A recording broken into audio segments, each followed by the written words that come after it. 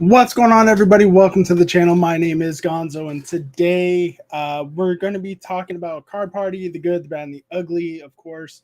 Um, I already did do something very similar to this a couple weeks ago. Actually, I lied, on Monday, I think, on my for myself though. Today we're going to be having guests hopping in and out. Whenever they come, they come. And we're going to be talking to them about their personal experiences and everything else. So what I'm going to do now is start up a Q&A. If you guys have anything you want to ask us, feel free to ask, and I'll talk to you guys while we wait for them. So we'll do that right now.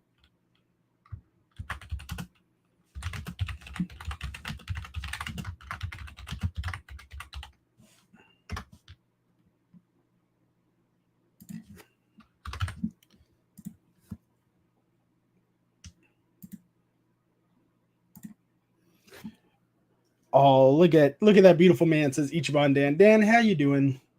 You were also at Card Party, my friend. How was your experiences? Mr. Hoot says, hello. How you guys doing today? We're just waiting on some of the guests to come in. They're going to hop in and out. It's fine. They all have personal lives. They all have busy lives. It's just this is the time of the day that worked for most of them. And during the week that worked best for most of them. So I know this is also usually a lot earlier than when I do my streams. And that's okay. We're just going to talk about what you guys want to talk about for Card Party this year and of next year. See if you guys want to talk about anything like that. Package Turtle says, howdy. Ichiban says, I had a good time. Obviously, not everything was perfect, but nothing that ruined the weekend or was the event's fault. Ooh, I think you might know something that I don't know about. There was a little bit of stuff here and there that I also know about, but again, like you said, it wasn't Card Party's fault. Wasn't anybody's fault really, except that individual person. But I don't know too many details about what happened by that with like stuff that was happening in the lobby at the bar area and stuff. It was like 3 a.m. when it happened, and I really didn't need to know. Hey, I'm at work, but I'll be listening, says Jay's Corner TCG. How you doing, Jay? I miss you. I miss your face indeed. Sean says, hey, Gonzo. Hey, Sean. How you doing? I won't go into too much detail today about my pickups and anything like that, because I feel like I did that enough on my own personal stream where I did that. But again, we're going to talk about what you guys want to talk about. So if there is a Q&A open, go ahead, talk down there all you want. We are waiting on some people from that were invited to this group chat.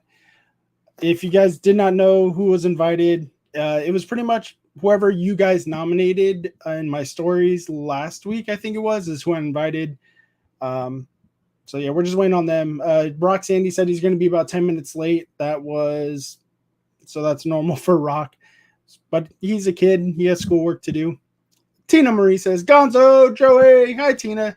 Tina was one of the fucking coolest people that I ran into this weekend or that weekend. She was very down to earth, very excited to meet everybody. And you could see in her face that it was genuine. So that was really cool to see. I saw that with a lot of people. I do feel bad a little bit for the people who come from Deep Pocket Monsters channel to watch my videos or my podcast, and they realize like, oh, this is not a family friendly channel. I do apologize for that. I do like to say the F word, and I let my guests have their time to relax a little bit, because not everybody's family friendly, and that's okay. Long Dong Rangers. Hello, how you doing? You too. Oh, Grim says hello. Yeah, sorry I'm so blown up in your guys' face today. I have a lot of stuff in my background. I'm cleaning up my office, and I thought I had a little more time, but I didn't. I wasn't paying attention today. Tips for toes, says Laura. Hi, Laura. Sean says, does making 2 separate events consider you at all? And if so, why? Well, let me reread that because I think I might have got confused. From the Q&A, Sean says, "Does making 2 separate events concern you at all, and if so, why?" Oh, for next year. There. So I would say concerns me a little bit as someone who is already planning to go to both of them. I already bought both passes for East and West. I already booked my hotel for East since that was an option for me. The concern is money. And I can understand that's a concern for a lot of people because they don't want it. Because in the Pokemon community, FOMO is real for a lot of things, for the sets, for the cards, and even for these events in Collecticon even. So that's the main concern is, are people, because there's already people in the community, and unfortunately I've met them, I've talked to them, that they already go over their budgets that they should be going over just for the cards. And then when they want to go to these events, they also go over their budget and they go into major debt. I don't want people to go into debt for these events or even for the hobby itself. Remember, there's other priorities out in the world. But that's my main concern, are people getting so lost in the FOMO that they go into major debt and they cannot recover responsibly enough for these events. That's my main concern. Yeah. Oh my God, Laura! Everyone's saying hi to Laura. Bikini Tree, very real. The root of all problems is money. This is true. Hockey is done. What are you going to do now besides buy all the cards off eBay? She's going to buy all the cards off eBay. That's all. That's what she's going to do. Everything is moving so fast. Yeah, we're already under a year before Card Party 3 in Tampa. We're already less than a year away. So that's real. I'm good to hop in. Yeah, hop in anytime you want. Goat. Yeah. So as you guys can see, Goat Breakers is one of the guests that was nominated during that. Hey, got it. Hold on, let me. No, we can't hear him. I can barely. Oh, no. Let me fix this. Hold on. We got you. Take your time. I'm making sure. I'll keep talking in the chat while you're trying to figure it out. I'm here. No, I don't think it's my side. No, I've got it. Am I echoing for you? Ichiban Dan with the 5 gifted. Thank you so much, man. Oh, Thank you. It means a lot to me. Yeah. Yeah. As soon as I pop in. Pocket. Oh, this guy. Hey, sorry I'm late. Oh, I can't hear you either. Can you hear me? Dan Norton has become a member. Thank you so much, Dan. Uh-oh. Thank you. It means a lot. I do wrong. You guys can chat. Can you guys hear Tim and You can't hear me? Oh no, Henry? why can't I hear you? Hang on.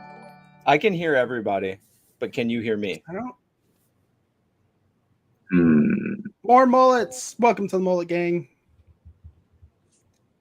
I can hear both. Okay, that's great. You guys can hear him. I can't. So it is me. Okay, let me. So I'm the asshole. Okay. What's going on? Why can't? 1 second. I'm gonna crank my ISO up. Okay.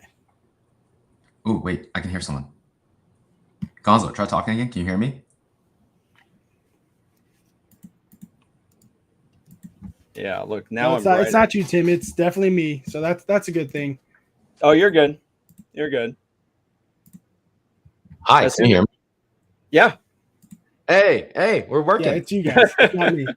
Hey, now we're cooking. Chat can hear everyone but me. So I'm the asshole. Good. Glad. Hey everyone, sorry I'm late.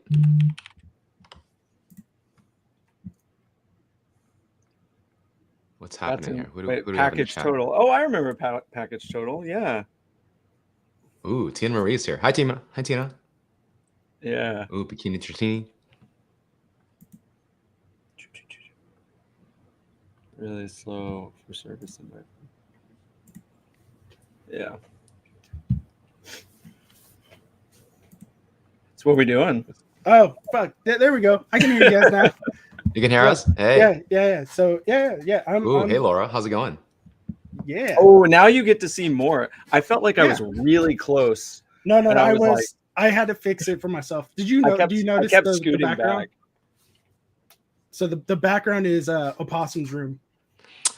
I did notice that. Oh For a second, my I thought gosh. Opossum joined. No. He did not join. He might join. He might not join. Thanks, military. You guys really helped him so much. But yeah, okay. So, anyways, guys, we have Goat Breakers, aka Tim and Henry, also known as Team Pockets, in the chat. You guys were both there this year. You guys were also both feature creators. Let's talk about your personal experiences this year compared to last year, if you went. Oh, Pocket, were you there? I was there last year. Yeah, but you hadn't made content yet, had you? No, I was last year when fun. I went. I was there as an audience member actually, and that was a lot of fun. Yeah. Did that inspire you to start making stuff? So interestingly, I wanted to start becoming a creator. Team Pocket, bro. Henry, I'm sitting right in front of you. Why? I'm multitasking. Clearly, you are. Thank you for the 20 gifted, my friend. Oh, there's more. There's more coming. There's more coming. I mean, there's more coming. Oh, there's more coming. But no. To answer Goat Breaker's question, so I wanted to make content, but I don't know where to get started. So I had like a 6-month like drafting idea creation phase, and then after going to Card Party, I was so inspired. I finally went to execution mode, and I think I launched my first video right about a month after Card Party. So yeah, that's awesome. Yeah. Yeah. So wait, Tina Marie said I gift it myself. That's funny. I didn't know you can gift it to yourself. Oh, did you? It's probably just because there's so little people that it does it. Yeah, because you did. Oh yeah, you did 20 subs, and there's 20 people in the chat, so everybody got a sub. Everybody get you get a sub, and you get a sub. We all get to eat. The difference because of you, I have to turn off the notification. Yeah, for me, all this stuff was vastly different because the first time I'm used to going to a lot of cons that are trade shows, vendor halls, like it's mostly vendor stuff, like collecticons or card shows and different stuff like that. So that's where a lot of the stuff is that my perspective has been in. But it's been like Pat has a background of his like business conference stuff.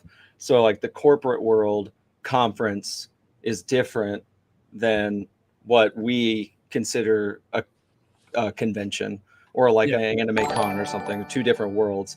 So he did a good job of blending that together, which is what it was expected the first time. But I honestly didn't realize how focused it was towards families the first time. And it was a different perspective. And the thing I honestly was kicking myself the first time was to not bring my kids.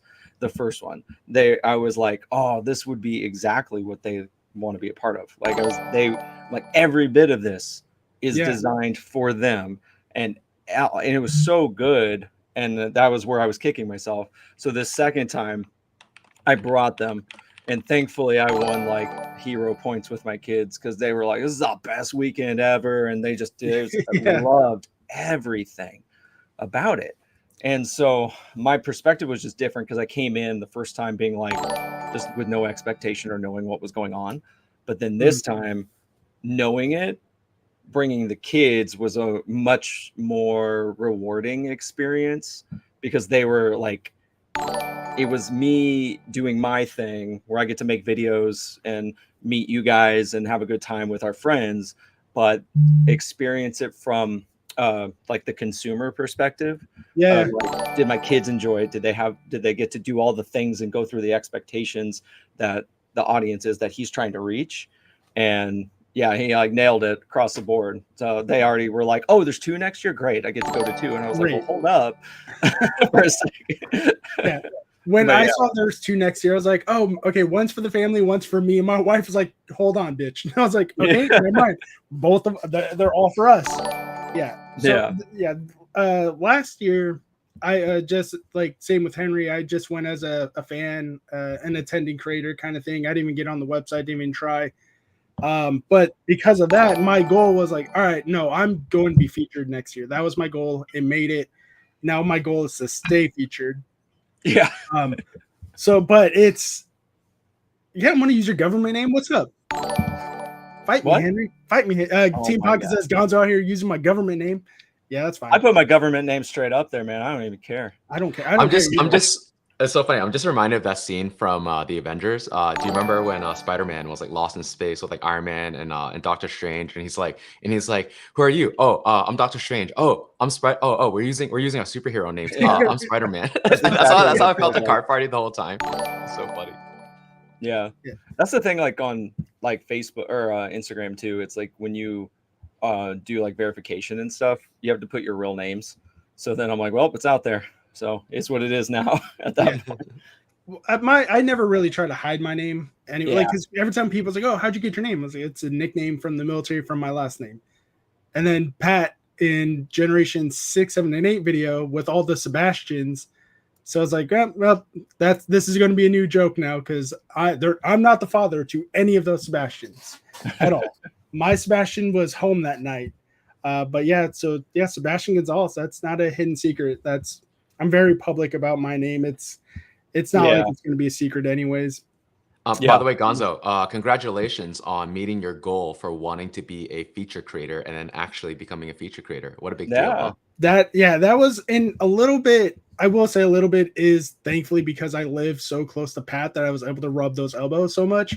But at the end of the day, like even because Dan Norton, Ian, and Joey, like even like talking to them about it, I even said if I'm not featured, it's cool because at the end of the day, I still made friends with so many creators there, and then at this point, Dan, Ian, and even Pat, I don't even consider acquaintances at this point. We're straight up friends.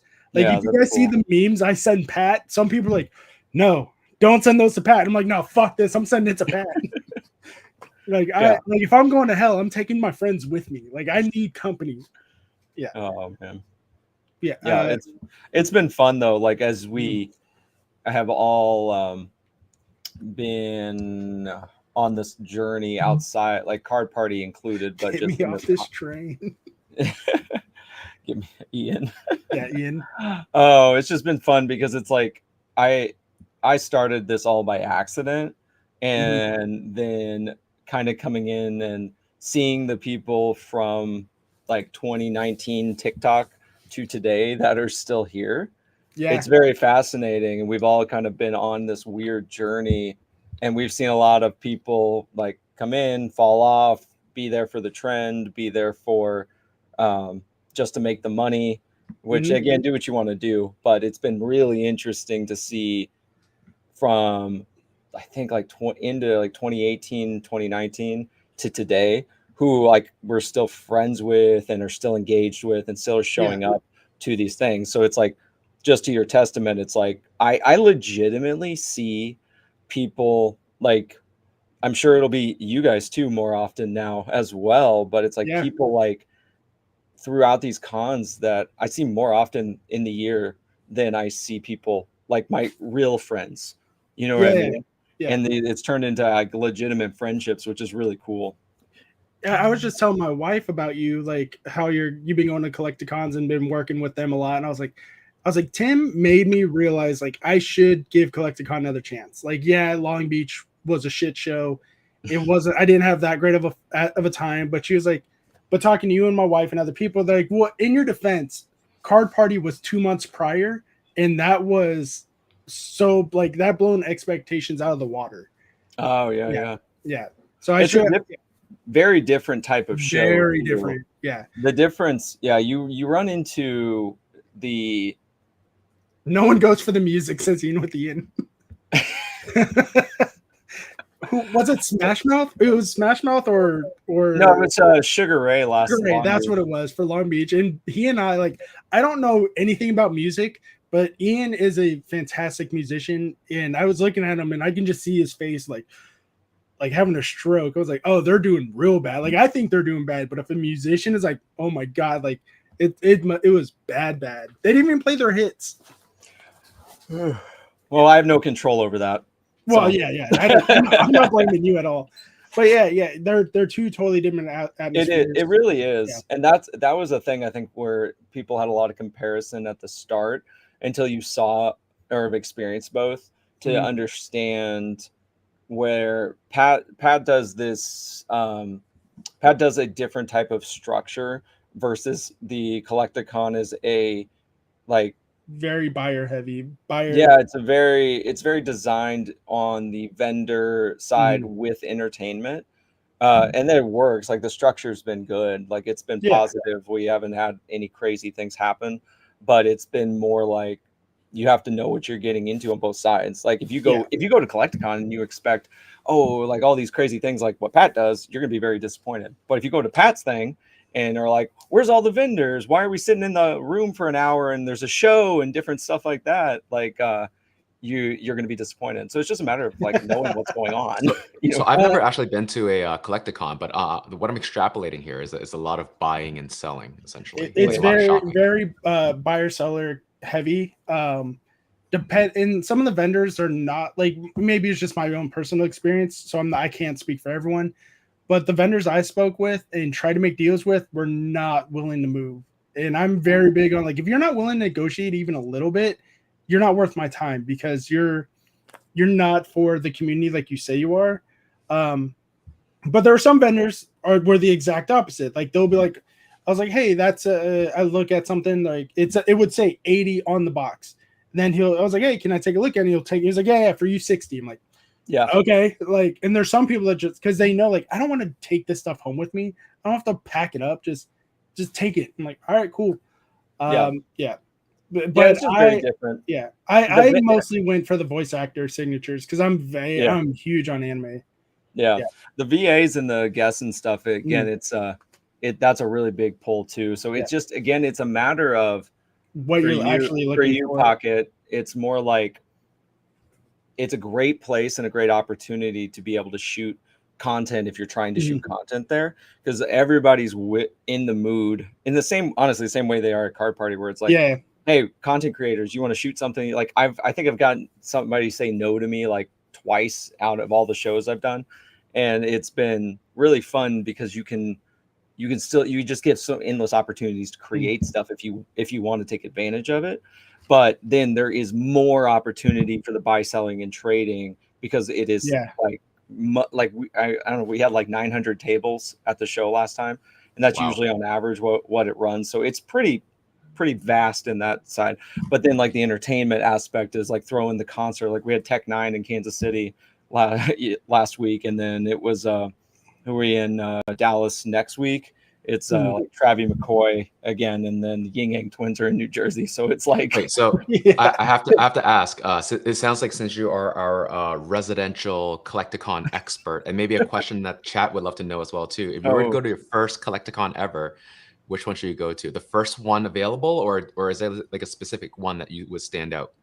As someone who's, can I go first on that one before you? Because you technically work for Collecticon. I technically in there. I could say all of them are the best. Yeah, it's the technical side. I will say, as someone who just went as a spectator last year, I would say go to the closest one to you.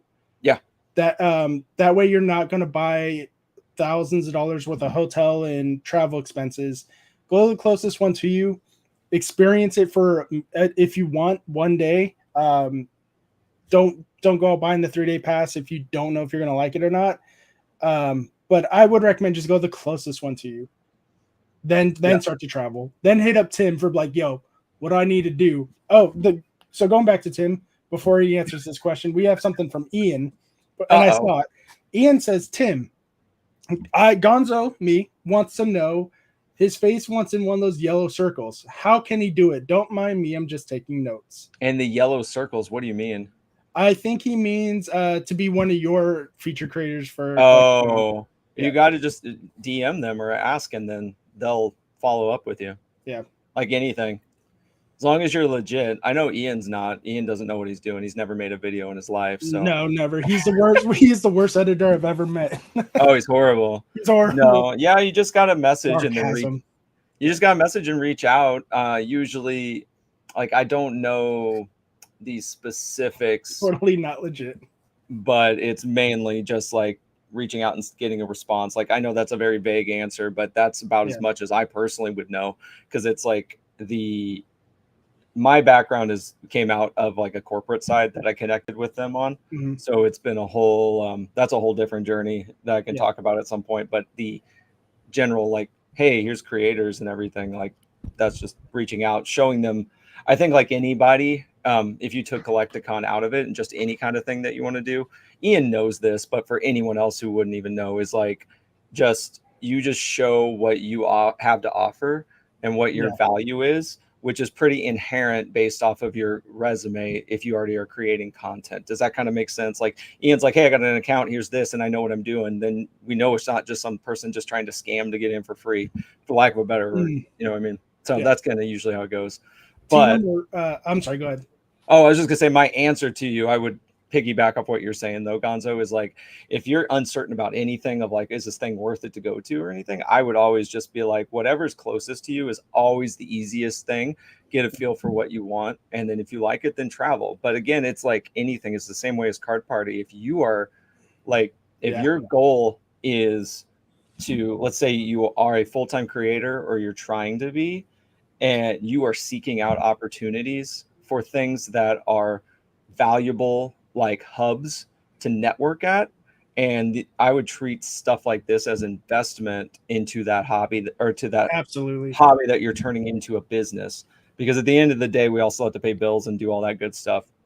And so if you're spending thousands of dollars traveling around the country to go to a show, you just got to assess your ROI and everything and make sure that you're actually putting in the work. So even if I'm not speaking to Ian specifically anymore, but it's just anybody. It's like, if you are like, I want to be on a banner, I would counter that to anybody to say, just make good stuff and stay consistent, which is my problem too. Is like, I get so busy with things. Sometimes I'm like, crap, I didn't make something for like a week. Yeah. And it just kind of is what it is. But I think you also have a family and it's summer vacation.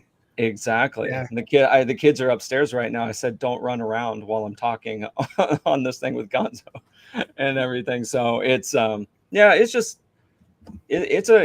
I always treat these things as investments, man. It's like, if you're trying to do something and build this networking in these places and collaborating is so valuable.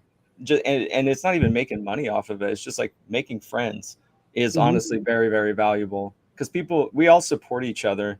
Like, I don't have any beef that I know about right now. Right. And it's like not for long. Yeah, not till Roxanne gets not till Roxanne gets involved. Yeah, I need to buy mystery bags so I can get canceled like everyone else, or make mystery bags. Yeah, you need to make them first. That's the spirit. If you do, put that bouncy ball in your background in the bag.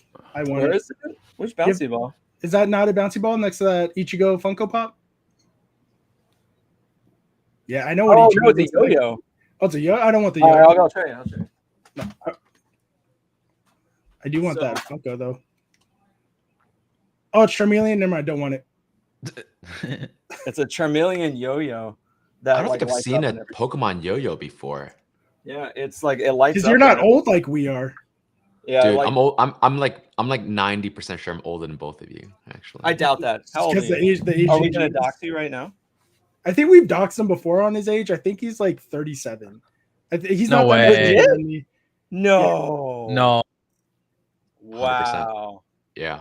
Yeah. I'm close. Actually, my birthday was actually. You know what? I'm not gonna share that. But my birthday was recent. You don't need all that information. My birthday was. My birthday was recent, and I turned 37. That is crazy, dude. You look like 22. Yeah, because he's Asian. He made that joke himself. I'm not being racist. He made the joke himself last time. I'll say it once. I'll say it again. Asian don't raisin. So yeah, I got lucky. No, but when you turn 60, you're gonna get a sweet kung fu beard, and I can't wait to have you train my child. I'm more here for the long eyebrows and the long eyebrows. Yeah. Tina does say though about Collecticon, I think the VIP pass holders there should be a little more worth it. Little maybe earlier to shop before general admission comes in, things like that. Sure. I would agree with that. I did get the VIP pass when I went to Long Beach. It was only an hour early into admission, but I went because I wasn't there to go shopping for the vendors. I went to go get stuff signed. I would like, if we're going to be in there, have the voice actors be ready. Yeah. And then the other thing is, I would like, maybe it's because I got spoiled from Card Party, but I would like a room to myself, or with other VIP members, of course, to have a spot to relax and get like a bottle of water or a bag of chips or something. Mm-hmm. I think that would be the biggest difference to making me like, yes, I will go to Collecticon again. But I'll probably like I said, I will give them one more chance. I don't think I'm going to bring my family this time though, but I had a lot of fun with them. What was the problem you had? The fact that I bought VIP passes for us and we still had to wait in line for 2.5 plus hours. Yeah, for, I got you. Yeah, it was because like some of the vendors were fine. It's not a big deal. We're going to get that everywhere. But yeah, for someone who's going for signatures from the voice actors, the VIP line needs to. I would like it to move a little faster, but again, that's not a fault, 100% fault on Collecticon themselves, because some voice actors are very popular. Like Johnny on Bosch was like a 3-hour wait for VIP. Wait, was it because you were mixed in with like non-VIP line, or was the VIP line just that long? No, like they're separate. No, it was just that long. Wow. Yeah. So it was very similar to Card Party, where it's like, all right, one here, and then they kind of zippered. But I think the difference is like if a VIP line is that long, I think it should be 2 and 1. But that's my opinion. Yeah, it's really tough. Like outside of this con or anything, when you run celebrities and stuff, it's like you wait. I've been to so many other cons too, and just like frankly, completely unbiased, it's like I'm still trying to discover solutions that people to make those things go faster, because it is like it's a very hard thing. I will give you that. It's wild. Yeah, it is so wild. Yeah, at one of my local shops at Ninja Exchange, they have celebrity guests come in for signatures all the time too, and they also offer like, hey, here's a VIP pass, here's the general admission, there's the time, and sometimes even then those lines are ridiculous. So I think it's just one of those problems that no one's really going to have the answer to make everyone happy. Yeah, because there's only one Johnny on Bosch. It's like Disney. You got to buy that like lightning pass or something, and we need like a super VIP, right? Super VIP, super Bushi pass. We do have a question in the Q&A from Ichiban Dan. It says, I lied. I'm skipping Jay's Corner. Jay's Corner says, do you know DPM? So do you know Pat? I think he's trying to be funny. Who's that? Joey. Joey's trying to be funny. Do you know Pat? Do you know that Pat? Directed to who? To all of us. Yeah. Yeah. Pat, I guess. Yeah. Okay, but from Ichiban Dan, which looks like he has a legitimate question, what do you guys think was your best experience and what was your worst? And how do you think the worst could be improved on next time for Card Party? Rock, we're going to start with you since you're the newcomer. Yippee! The worst experience that I had? Yes, sir. Ooh, to be honest, I'm gonna have to nitpick hard. And it's such a nitpick. I think the main events were just a tad bit too long in Card Party. Just a tad bit too long. And that's not even bad at all. I'm just nitpicking so hard. And the best experience was just, hanging out with just a bunch of creators and just hanging out with my friends. I think that's kind of what sets apart for me, like especially a Collecticon. Like a Collecticon can be like super fun, but I think the majority of it has to be with like the people you are around. And I think that's like the main factor. Like even if Card Party had like none of the other stuff, like the main events or like a big selection of the vendors, as long as you have like just an awesome crowd around you, I think that's like the most important part. Yeah, it applies to anything. Yeah, exactly. Yeah. Team Pocket, what was your best to worst experience, and how can it be improved? So I'll start with the best. The best part of my experience is I don't think a lot of people knew this, but I had someone hanging around me all weekend long, and that was actually my younger brother. So I thought that was actually a really cool experience because like like it was a way for us to kind of get a little bit closer, and also not only that, but it felt like a real bonding moment for us. So that was really cool. And in terms of worst, I'm like Rock. I have to really nitpick here. I feel like maybe more food options, because I feel like as soon as you walk out of the hotel, it's like Burger King, IHOP, McDonald's, and I'm like, is there something that I can eat that I don't get a heart attack like right away? So maybe just that. But, like again, you have to be like really nitpicky, right? Because I think there was only like one restaurant or something in the hotel, and I think there was like a 4-hour wait. So that was my nitpicking thing. There's 2 restaurants in the hotel. There was the sports bar, then the Mexican place. Yeah, there's a sports bar in the basement. Yeah, it was downstairs. You gotta go down. Yeah. All right, so it's my fault, really. Then, all right. In that case, I have nothing to add there.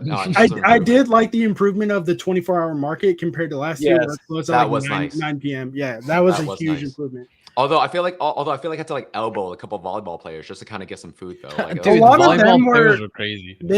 So Yeah. I saw an incident where the staff had to get involved with the coaches and the parents with the girls, because there was a group of the young girls, the young volleyball players, that were harassing a small group of Oh no. I don't know if they're creators or what. I just saw that they had the lanyards, but yeah, they were harassing them a little bit. So the hotel got involved, like, you leave them alone. They're Oh, bringing in bummer. money just like everyone else, and if anything, they're spending more money because they're not leaving this place like you guys are. But Yeah. that was nice that the hotel didn't care what group was what. They're like, nope, treat everyone with respect or kick rocks. Oh, that's nice. Yeah. That's nice, man.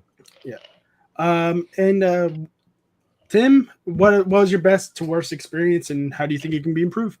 Yeah, I'll start with best, because I think like the best thing again is getting to meet people that Mhm. I don't usually get to meet. And so people like Rock and Opossum and others that they two of them specifically, because I've talked to them digitally for a while. And then when I got to actually meet them, I was like, man, I'm an old guy when I saw Rock. And then, but it's just the thing that I really like, that I'm like, as again we're discovering, is again, we are all people with our own lives, with our own feelings, with our own opinions, and all these different things, whether we agree or disagree, but we're able to coexist in a commonality of something that we actually love. And so it's really, really interesting to see how people respond in real life. And it's awesome because we all like are much, I don't know, you make a video and then somebody will have an opinion on it, but then if you actually sit and talk to people for a minute, you're like, oh, everybody kind of does not suck. It's actually awesome. We're all cool. And like, it's just, I don't know, that's just what's interesting. And I just I love meeting people. I'm very extroverted. I get a lot of energy off of interacting with people and stuff like that. And so when I get stuck and isolated in my like cave in here, it's like you kind of get antsy. So that's why I like going to all that stuff. And just getting to connect with people, it's super fun. So yeah, so that's like the positive thing. Honestly, I love just having opportunities to do that. And Card Party provides like a different type of opportunity than any other type of cons or any other type of like trading card shows, like the National. Even it's just like there's a family aspect of Card Party that is a different warmth and vibe than we've seen in other stuff, which is really, really cool and extremely valuable. I will say, I think like Pat was really worried that because he got some feedback about Car Party 1, and I think a lot of people said it felt like camp, like, all my good friends are there and it was really cool to hang out. And I think he was really worried that Car Party 2 would lose that magic. And I'll be honest, I don't think it did. It felt bigger for sure, and maybe like a higher production value even, but it still very much felt like camp, right? If that's what people were going for. I think his general mission statement of it's not for the creators, it's not for the fans, it's for everybody, it's for a place for all of us to go and to hang out. I think that really puts like the fact that the meet and greets are only a couple hours and then you can literally see us out on the floor, where I think that's the biggest difference between Collecticon or any other convention, because we also you don't have to pay me to get my signature. They don't have to pay you guys to get signatures. Like, we just did it. And I think that's a major difference of like, okay, you guys are who you say you are on camera. You guys, it's not just you guys, it's all, even the smaller creators. And I think that, Wait, was I the only one that was paying people so that I can sign their stuff? Maybe I was paying. You were paying. Yeah, I was paying. Hey, can I sign your stuff? How about a dollar? Please. I'm begging to sign things. No, but that vibe was there, and it's like it's a cool place to be when somebody comes up to you and recognizes you, and you feel like, because we're all just normal people still, and it's like when somebody goes, oh my gosh, I watched your videos, and I'm like why?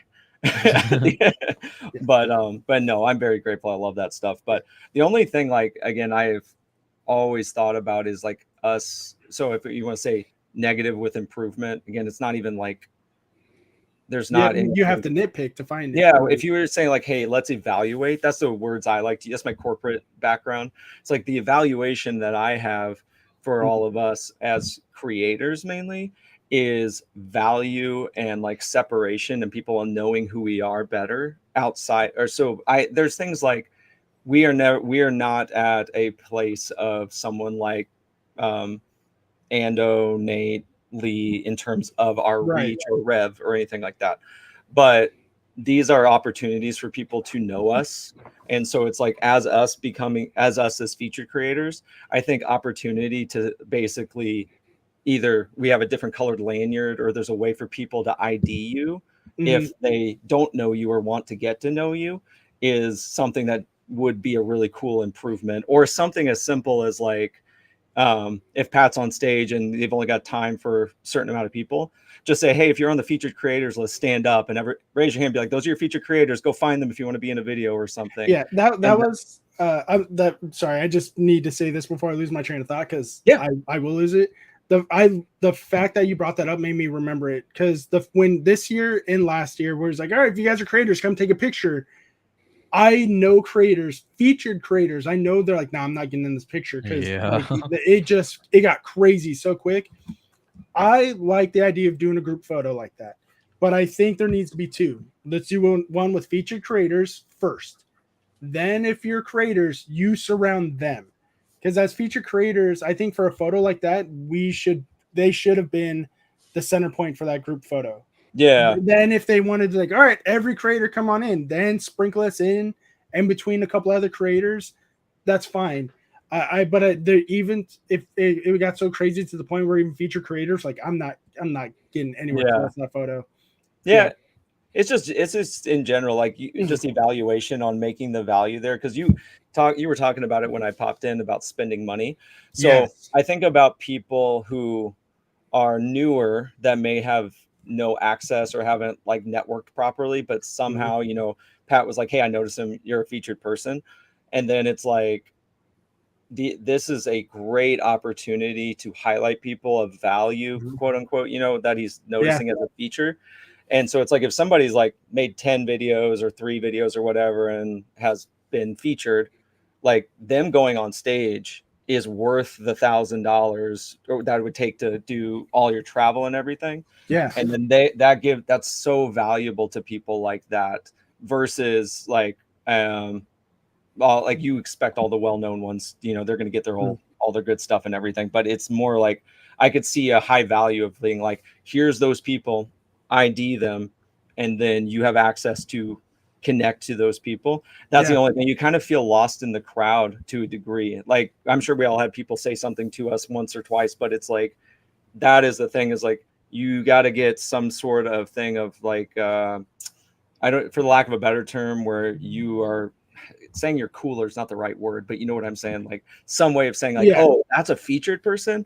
Even if I had never seen your videos, why are you like, there's no way to like get a connection point. Right.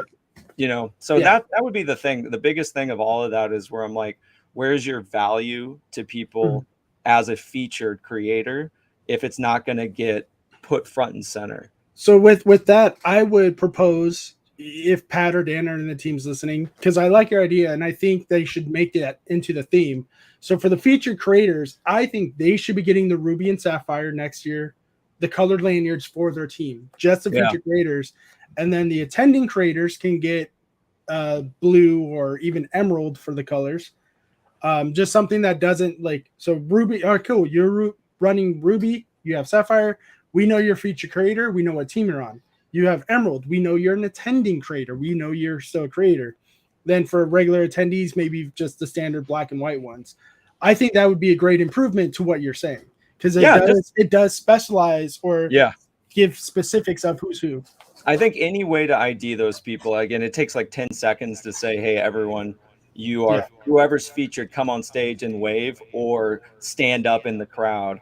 I do Pidgey Boys here. It's mainly when people notice you on stage or notice your importance, they start to pick up on it. So I was, even after we did our pack battle that I lost unfortunately to him, but and And Team Pocket, because Henry, you were there too, man. It was like as soon as that chaos was done, we had people lining up having us sign things and stuff like that, and it's awesome. But it's like when you're like just in the crowd, nobody cares, for lack of a better term. You know what I mean? So that gives a really cool perspective to people to be able to learn and discover new people that are there. I couldn't care less about myself, but it's in general the whole thing of like, if you're going to fly out there, get some recognition if you can. And yeah, like I said, just standing up and waving is enough for people to recognize you. Yeah. Package Total says Ebony said she got to choose the featured lanyard even though she wasn't one. I don't think they verified everyone that day. No. There was no featured creator lanyard. There was. It just said creator on it. It was just blue and creator compared to just the black standard thing. So if she was a creator, they were like, all right, cool, here you go. Yeah. Yep. That's really the only thing, though. I just think about adding value to the people that are there because that incentivizes you. Again, corporate mindset of my background. It's like that incentivizes more people to work harder, making the community better, finding new creators that create and make unique things that can then only make everything better at the end of the day. And it creates healthy competition between people and all that good stuff. So then you've got, hey, you're featured and everything, and try to be like, and then we all support each other because like people get on the website or whatever, you feel cooler. That's why it's there, and it's a recognition of your work that you've put into it. And I just think it's like, again, I just think people, regardless though, had a good time, and this whole thing was awesome. That is literally probably the only thing right now that I can even think about where I'm like, I could see we need to stand out a little more. Yeah. I wonder if another interesting way to approach that was maybe having like a big television screen somewhere where you just had like a playlist of some like the feature creator contents, right? And just somebody censored, like they wouldn't have me or Opossum on there because all we do is like no audio, just video. That's just video. Yeah, no subtitles. Just pixelated lips and beeps. Catch 'em all 22 says, but there was green feature creator wristbands. You're right. That was the only difference. You lose them. It was you lose them, and I don't think those were big enough to the point where if we had our silver wristbands on or gold writbands, you couldn't see it. Unless somebody was looking at it this the whole time. Yeah, to the point where they almost kicked Opossum Butt out of the VIP section. Oh yeah, you were there when that happened. Yeah, they're like, sir, you can't be here. And he's like, no. And the guy had to look at the sign because on the back of their sign where it says VIP section, they had the wristbands taped to it. Like, oh, okay. And even he was like, yeah, they need something better for this. Yeah. So, the wristband, it was a good idea, but it didn't work. Yeah. You know what though? I'll add one perspective to this perhaps. If I don't get recognized as a feature creator, it is motivation for me to be a better creator, to be honest. Right. That was true. I definitely felt that motivation too. Right. Because now I want to put better content out there, right? Content that people find value with, that they're really interested in, and they have fun watching. So that way, if I'm lucky enough to be another feature creator again for next year, then I'll get a little bit more organic recognition that way as well too. So I did find it a little motivating as well too, for what it's worth. Oh yeah, I completely agree with you. I think the way I treat that too is like it's a public recognition of your work. It's like any kind of business gets an award, quote unquote. You know what I mean? So it's like let's make sure we know who has the awards, and then but then that doesn't mean you stop working hard at that point. Yeah, we do have a question from Mimikyu Squad 410. Says, hey guys, for a small YouTube channel with 280 subs, what would be the best way to get bigger and retain viewership and gain performance on YouTube? You have to find, Pat talks about all the time, find your lane and stick to it. Yeah. Hi guys. Hey Pidgey. Hi Pidgey boys. Hey, Pidgey. I can't do that. Hey, beautiful people. We did that at the pack like you're shooting a gun. But no, you're very correct. Like it's like find something that you want to do, not something that someone else is doing. Yeah, it's like especially someone else is doing. If you're like, hey, I'm gonna copy PokeRev's video because it's successful, it's really only successful because PokeRev did what he did because that's what he wanted to do. But he's almost on 10 years now, right? I don't know. I I know don't who think it's know. 10 years. No. YouTube He's up would there know. for sure. I don't know though. That's the thing we all fight, though. It's like you see something successful and you just want to copy it because you know want it to works repeat it. versus Yeah. doing something you love. And so, Damn, just Team like- Pocket, you rich. He's been doing it for 4 years on YouTube, but Okay. I think he's been doing it. I think he's been in the hobby for a little longer than that. oh yeah. But you know what I'm saying, though. It's just like Absolutely. you got to do. You Megan, have to thank you for do it. subscribing. Yeah, you need to find something. I wouldn't say necessarily different. Just put your spin on it and be you. 100% be you. Because when you go to these conventions and you go to not just Card Party, but Collecticon, San Diego Comic-Con, your local game shops, your local trade nights, people are going to meet you. And they're going to want to meet the person on camera. So if you're not you on camera, they're going to realize that real quick. That was one thing too, man. I discovered in the TikTok days, I used to get really I used to be really bad about like filming everything and voiceovering it, but not even showing my face. And then people would steal my videos because like if I got like a good view or a good amount They still do that now. Oh, I know. Yeah. But still it would be like I would not see as it bad. earlier in the TikTok days. And it's really hard for people not to connect to you if they don't have a face. And it's just a voice. So that was one thing. Like I got really challenged in like a group of friends. They were like, "You need to show yourself more." And I'm like, "Okay, we'll do it." And then good thing you're handsome. I try. I think Rock did really good at not even showing his face. I know. Appreciate it. That's fair. Yeah. It was it's definitely interesting. It was like Opossum didn't even do that for a while either. It was just playing Elden Ring or something. Yeah.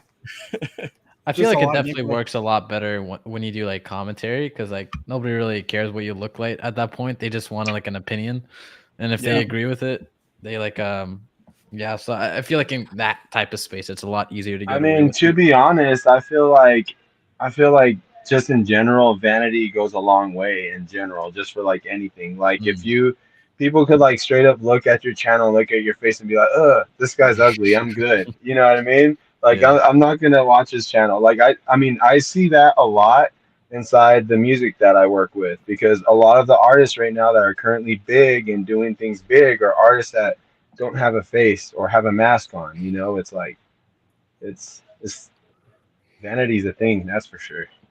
I mean, I Ian with think Ian one Red, thank you, maybe Ian, I love you.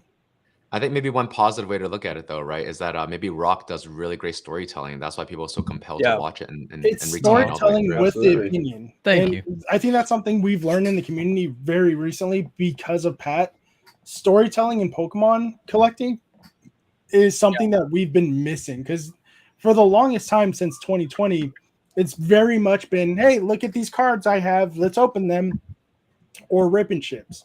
So I feel like the storytelling that Pat has brought to the community it's showing a lot because there's so many people doing these binder challenges now, and you can tell it is very much inspired by Pat. Oh, of Oh, course. absolutely. Mine was inspired by Pat's too, you know. I mean, how could it not be? You know, it's like just Even a mine. direct source of just like, you know, a genius. This dude's just a stroke of genius, and it really just comes in handy having a good friend that knows his way around things. You know, it really helps you out in the end. It was funny though because when I went up to Frankensons with Ian and Pat to go film the Gen 4 video, Jay's Corner was like, yo, stay away from this vendor, he's kind of a douche. We're like, oh, we just got done talking to him, he was very nice, he was a really great guy. He even gave Pat a deal. He was like, because Pat was with you guys. We're like, nah, maybe, but we took it with a grain of salt. We were like, whatever. Then like I want to say it was like a week or two later, it was myself, Ian, and Luxury Ball Guy. We went there and we went straight to him because he was the closest one. And that dude was a fucking asshole. Like, and that's so Pat, like Joey was like, I texted Joe, I'm like, you're right. That dude was a douche. He was on his phone the whole time playing Pokemon Go. I'm like, dude, you're the vendor. Like, you want my money? Like, work with me. So yeah, like it's a pair, like, I completely forgot my train of thought, but it's very much like vendors need to do the same thing in the community. If you're going to be on these videos, in any of our videos, like you're going to want to represent your people and your time. Yeah. And I even think I said it in the video, like, yeah, I forgot to record my interaction with this guy, but I didn't have a good interaction. And a lot of people DM me are like, yeah, that guy's a dick. Like, if you're talking about this person, yeah, we don't go there for a reason. So the community also knows about the vendors. So it kind of sucks when you're watching Pat's video or Vault's or anyone's video and they see a vendor and they're like, oh, that guy's awesome. He was really amazing. And then you go in the comment section, like, because it's who you are. But I was like, boo this man. Yeah. But I would say it's the opposite for card party vendors. Because that is a topic that was brought up that was brought up by Instagram comments. I wanted us to bring a topic. So, like, what is your experience with the vendors at Card Party? So that's what I was leading to. The Card Party vendors that I spoke with were great. Some of them didn't want to negotiate, but at the end of the day, they weren't like, no, I'm not negotiating. Go fuck yourself. It was more like, let's wait till Sunday to negotiate because I still need to recoup some of my money that I'm technically losing because I traveled here and I had to bring all this stuff with me. But more, they were willing to negotiate. They just didn't want to start off Friday or Saturday negotiating to the lower prices. But yeah, they were all great, respectful. They were willing to work with anybody, creator, non-creator. How was your experiences with the vendors? And we're going to start with Frank from the Pidgey Boys on this one, since he's the new guy. All right, I'm the new guy. So honestly, they were really well. A lot of them were from San Diego, like where Shane's booth was. So I mean, I knew everyone right there. It was kind of weird. And then like, I mean, everyone else was cool. I really liked that they added like the trinkets and stuff, you know. They were nice to talk to. Honestly, I didn't really meet anyone that was kind of standoffish or neither kind of did just like bummed to be there. It was a good interaction for me. Rock, how about you? How are the vendors this year for you? Everyone's really good. Honestly, I feel like maybe a lot of the vendors in Collecticon are slightly more involved in the Pokemon community, perhaps. Maybe because their main focus is maybe not like buying or selling too much. They're actually like really involved. So yeah, no complaints, honestly. I got like a few stuff that I wanted to. Everyone were really nice to me. There was one time where I was walking away from a vendor and I says, I'll be back. And then she says, no, you're not. You're not going to be back. Got I was called like, out. yeah. And then I was like, oh, watch me. I'll come back. I never came back. I'll walk by our booth later. You called her. Okay, she was right. She was right. I can't even say anything. Got him. Team Pocket, how was your feelings on the vendors this year? I have a great story actually to share about one of the vendors. So for what it's worth, it's in editing now, but I did a binder challenge actually. It was underrated cards. So I asked my community like, hey, share like the top most underrated cards with me, and I'm gonna turn it into a challenge. But it's underrated cards, and so I was at Slim Rips. I think you guys are familiar with Slim Rips because he's from San Diego, and you guys are cool. That's my boyfriend. That is your boyfriend. Well, I'm very jealous because you guys have all the cool kids over there.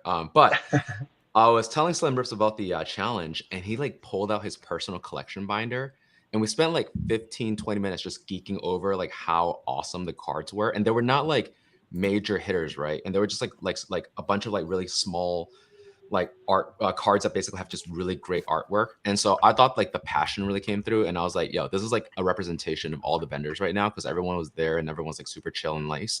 And so I thought that was really cool. I met Pokecourt, who is from the East Coast, by the way. So we have one vendor that's really cool. And they were super nice as well too.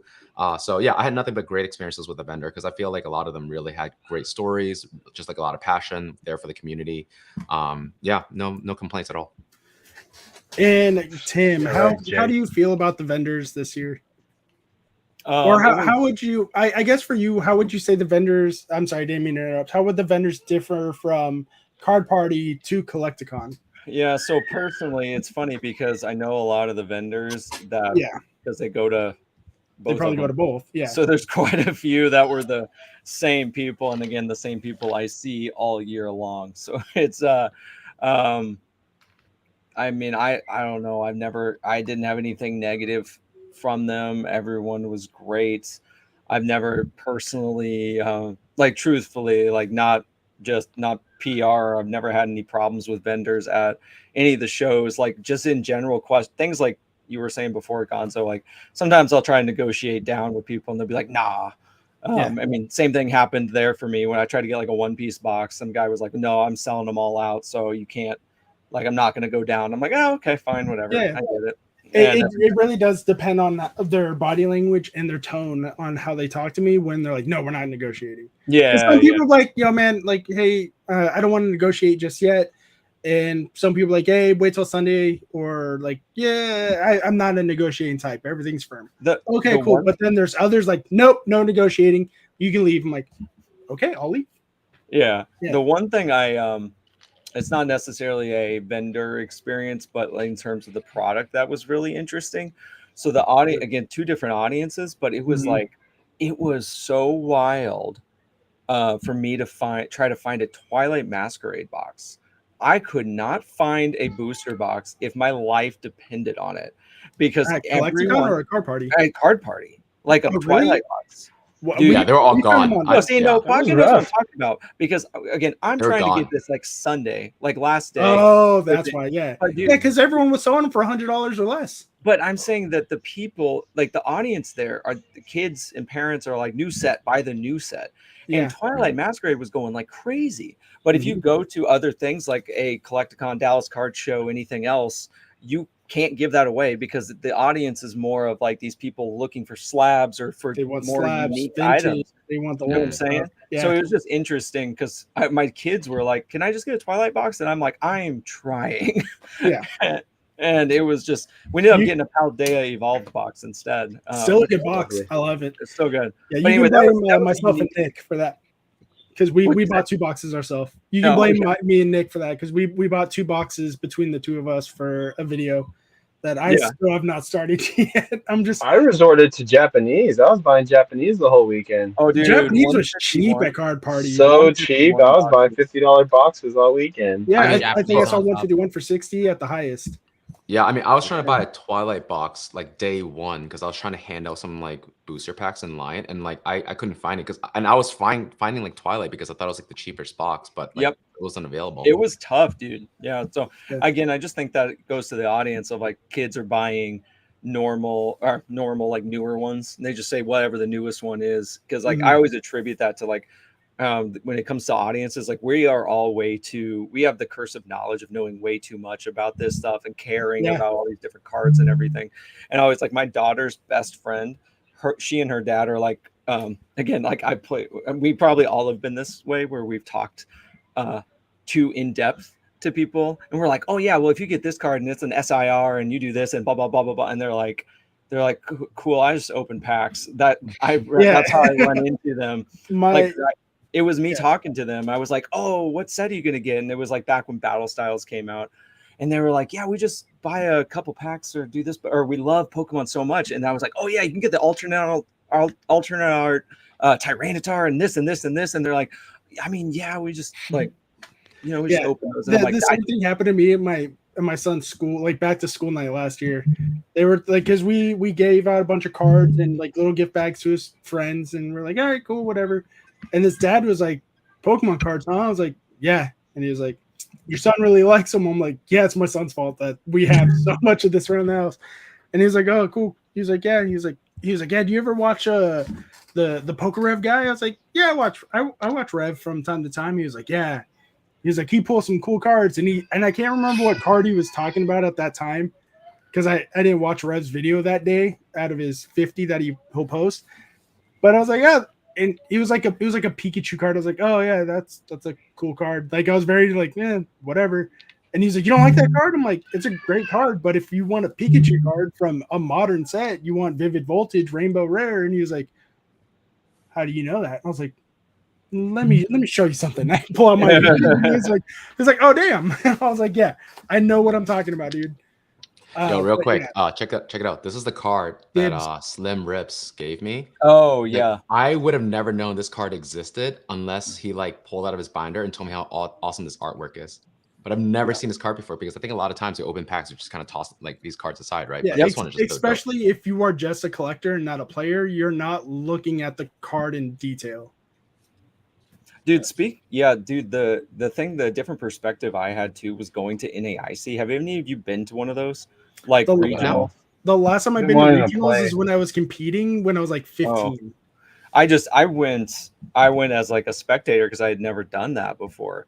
And so that was my first like Pokemon event experience. If you buy for my pass to Worlds, I'll go with you and I'll put out. I applied for a pass. I got no response for Worlds. I don't know what's going on. Yeah. But dude, it was I think they're booked. Yeah.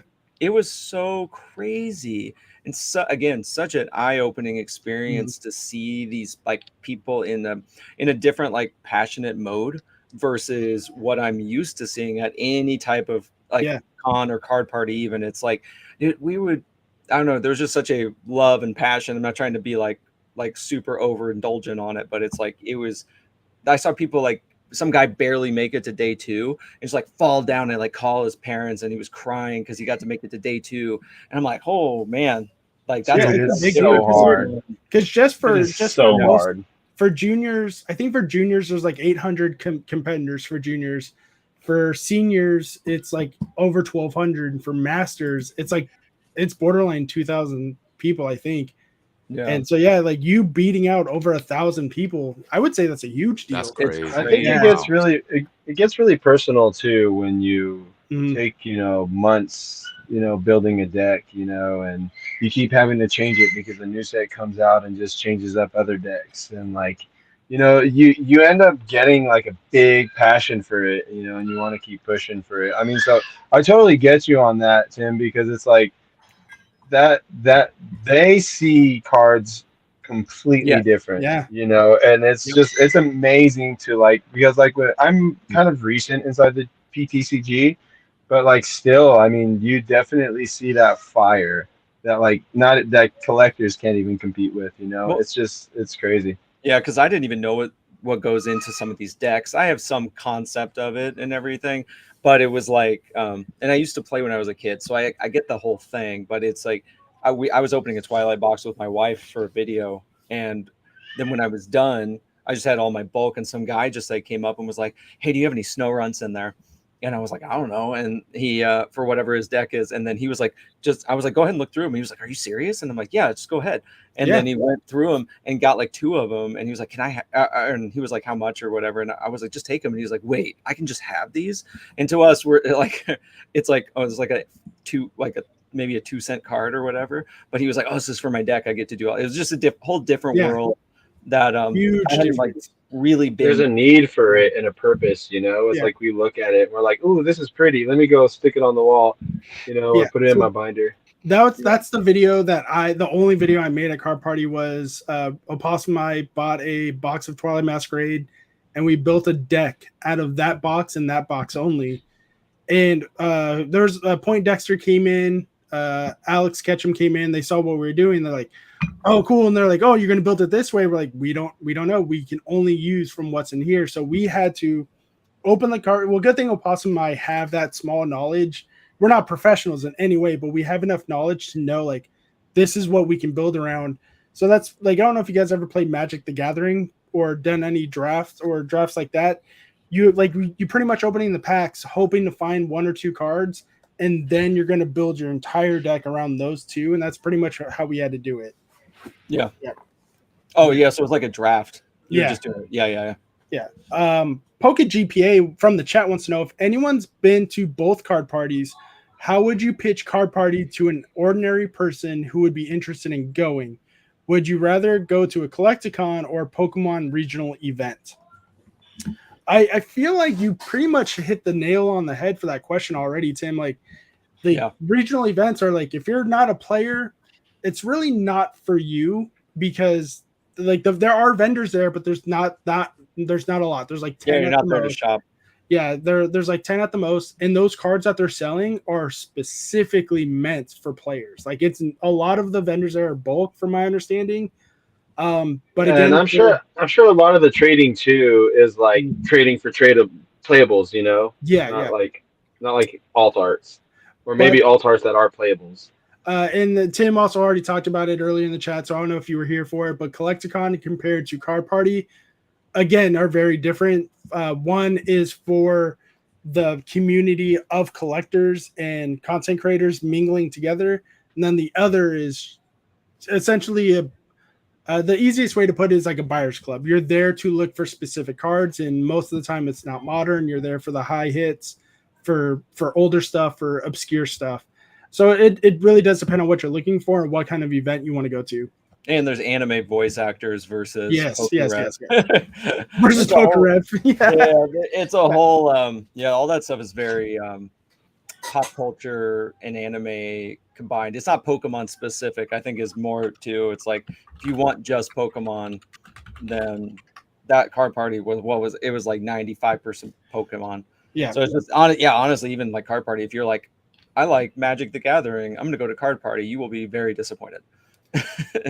I turned off the other 5% was Dragon Ball Z and One Piece. Henry didn't again, you son of a bitch. I did it more times than you actually noticed, to be honest. Because don't get me wrong, I love like talking 2 other times. Did he really? No way. Yeah. You lie. Dude, I'm just trying to gift chat Tina Marie at this point, and for some reason it is not going Honestly, through. So like YouTube should have a system where you could gift like a I missed one individual. completely. Oh my god. Yeah, I wish YouTube would fix that too. Hey, Gonzo, dodge this. Hey, bro, what the hell? 50. Okay, thank you, Team Pocket, for the fit. Okay, hold on. Hey, where's your toes? Where's your toes, buddy? Hold on. I thought I had it ready. 1 second. If Tina doesn't get this, that'll be so funny. If Tina doesn't get this, I'm giving up for good. It could mean like Tina doesn't have it like enabled. Oh no, Tina! If you're hearing this, I 100% turned off the notifications.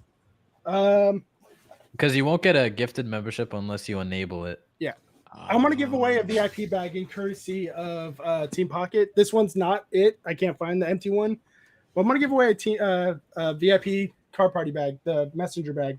This one's not it, but I have it. Like I said, I was cleaning my office space earlier. But God, holy shit. In honor of Team Pocket, we will be giving that away at the end of the chat. There's no way she doesn't get gifted. 50. She might not have it enabled. Wonderful Tom C. Shug Nasty Bikini Dratini says amazing. Polka Dad. Yeah, I don't think she's gonna get it. So many, no, except Goat Breakers. He's the only gray name in there. Yeah, they didn't give me a gift. I think it might be because you are a branded YouTube channel. Really? Yeah, branded channels cannot get them. I know because I've never been gifted one either, and I've had people do the same thing. Where like I need Chevy Blitz, thank you. I have people do the same thing. Like, I'm not like. Wait, what's classified as a branded channel? I don't know. You have to Google it. Is it because it's a business account? Yeah, I think so. Yeah. So is your a business account, Gonzo? I think so. Think so. Yeah, I've never been gifted one. Here, I'll check. Yeah, if you file an I-9 for your YouTube channel, chances are you're not getting memberships. Interesting. I did not know that. That's probably why. Joey had to explain it to me one day because he was like, "Do you not get gifts?" I was like, "Nope." Yeah. Okay. I'm gonna go back to the Q&A. I'm still in. God damn, Henry. Thank you so much, my friend. I'm gonna have to. Toby's in the chat. Okay, back to the Q&A. We have from Henrik. Where did you spend most of your time at Card Party? I'll start. I've spent a lot of my time in the hallways, like trying to get to the vendor halls. I got stopped a lot, and I'm not mad at it at all. I am more than happy to stop, take pictures with you guys, sign stuff. But I spent a lot of my time in the hallways talking to people. I spent more time talking to people than I did talking to vendors, and I'm not mad at it. I hopped over chairs, and there's video evidence of me doing that. Where did you guys spend most of your time? Holding Professor Metri's hand. That was his pocket, but okay. Henry's so cute, says Professor Metri.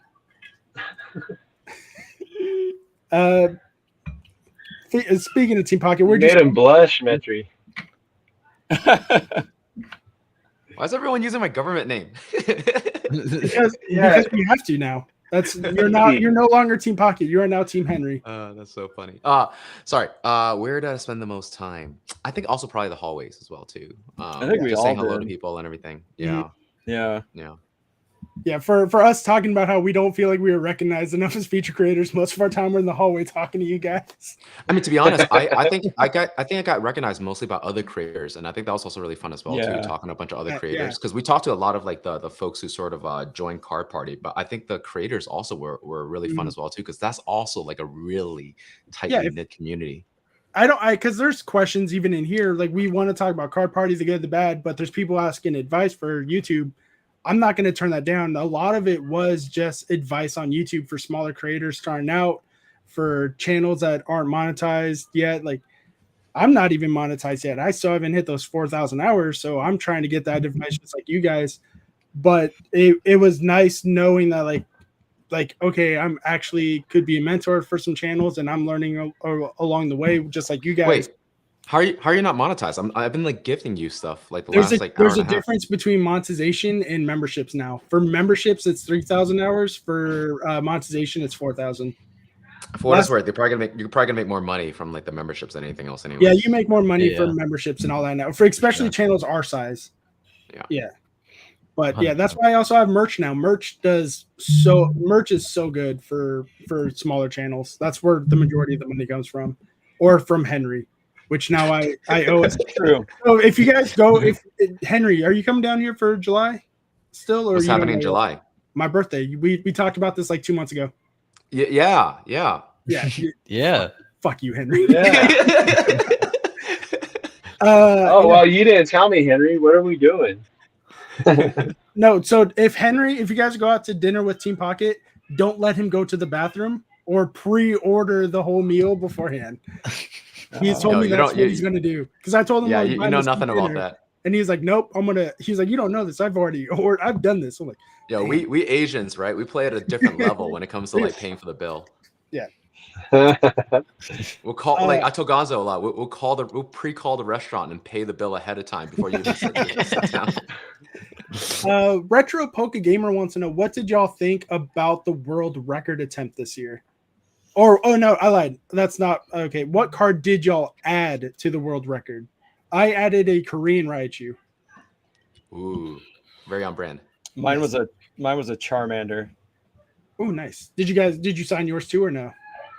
Did I sign mine? Yeah. Yeah. Oh yeah. I was looking for a Charmeleon, but I couldn't find one, so I settled for a Charmander.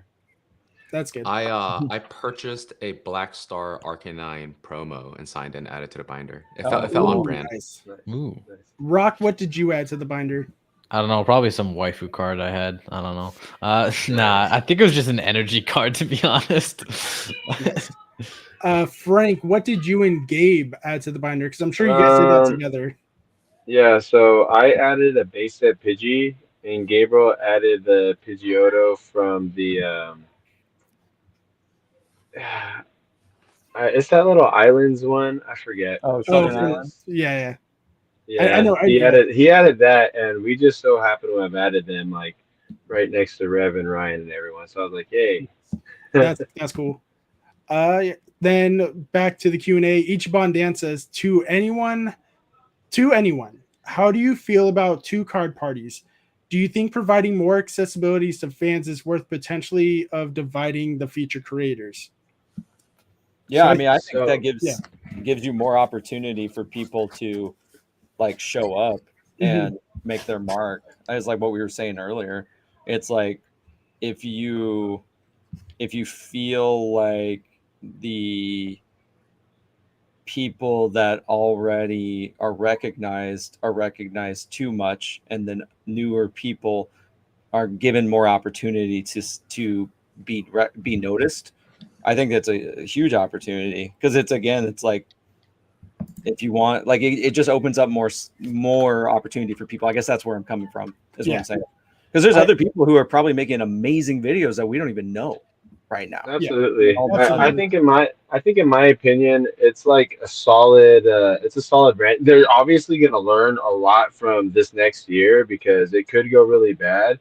but in the end, it's just gonna be better. You know, you gotta look at it like someone that throws like festival chains. You know, it's essentially what this is. You know, it's like Collecticon, how they do several Collecticons. I mean, they're just reaching out to more people, and I mean, I mean, don't get me wrong, it really sucks that it's like, hey, we're not gonna all be together at one spot because that's generally what it is. You know, we're all excited to Well, all I get won't feel together that at because one I'm going to spot. both. Well, I'm going to both too, but like, I mean, aside from us being able to go to both, there are a lot of people that can't, Yeah. and Mhm.